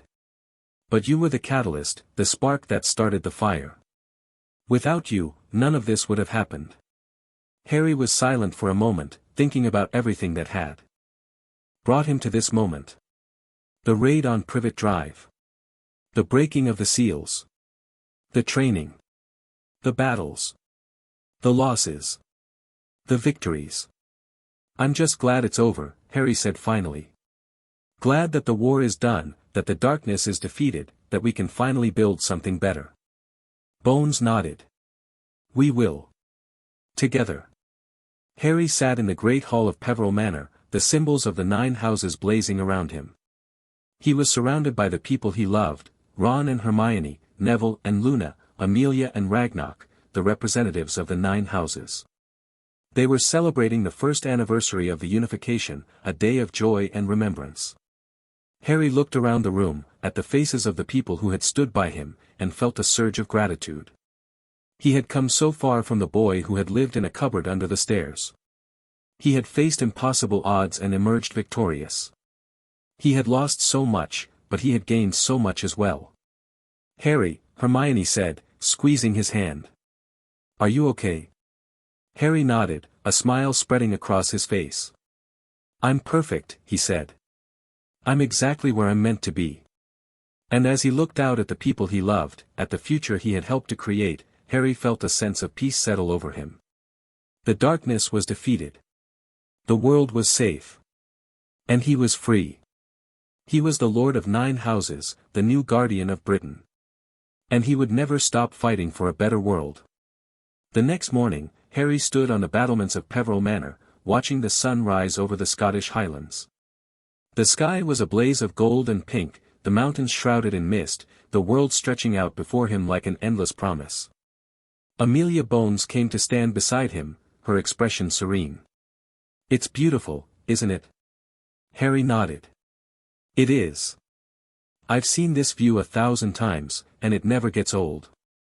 Bones smiled. "That's the sign of a true leader, someone who never takes the beauty of the world for granted." Harry was silent for a moment, his mind wandering to everything he had accomplished, everything he still wanted to do. "I've been thinking," he said finally. "About the future. About what comes next." "And what does come next?" Harry turned to face her, his eyes blazing with determination. "I'm going to expand the 9 houses. I'm going to reach out to magical communities in other countries, the wizarding worlds of Europe, of America, of Asia. I'm going to build a global alliance, a network of allies who can fight against the darkness wherever it appears." Bones's eyes widened. "That's ambitious." "I know," Harry said. "But it's what needs to happen. The darkness isn't limited to Britain. It's everywhere. And we need to be ready to fight it wherever it appears." Bones nodded slowly. "I'll help you," she said. "Whatever you need, I'll make it happen." Harry smiled, a warm, genuine smile. "Thank you. I knew I could count on you." They stood in silence, watching the sun climb higher, the world growing brighter with each passing minute. Harry Potter, the Lord of 9 houses, the new guardian of Britain, had come a long way from the boy who had lived in a cupboard under the stairs. He had faced impossible odds and emerged victorious. He had suffered and struggled and fought for everything he had. But he had never given up. He had never stopped believing in a better world. And as he stood on the battlements of Peveril Manor, watching the sun rise over the Scottish Highlands, Harry felt a sense of peace settle over him. The darkness was defeated. The world was safe. And he was free. He was the Lord of 9 houses, the new guardian of Britain. And he would never stop fighting for a better world. The end.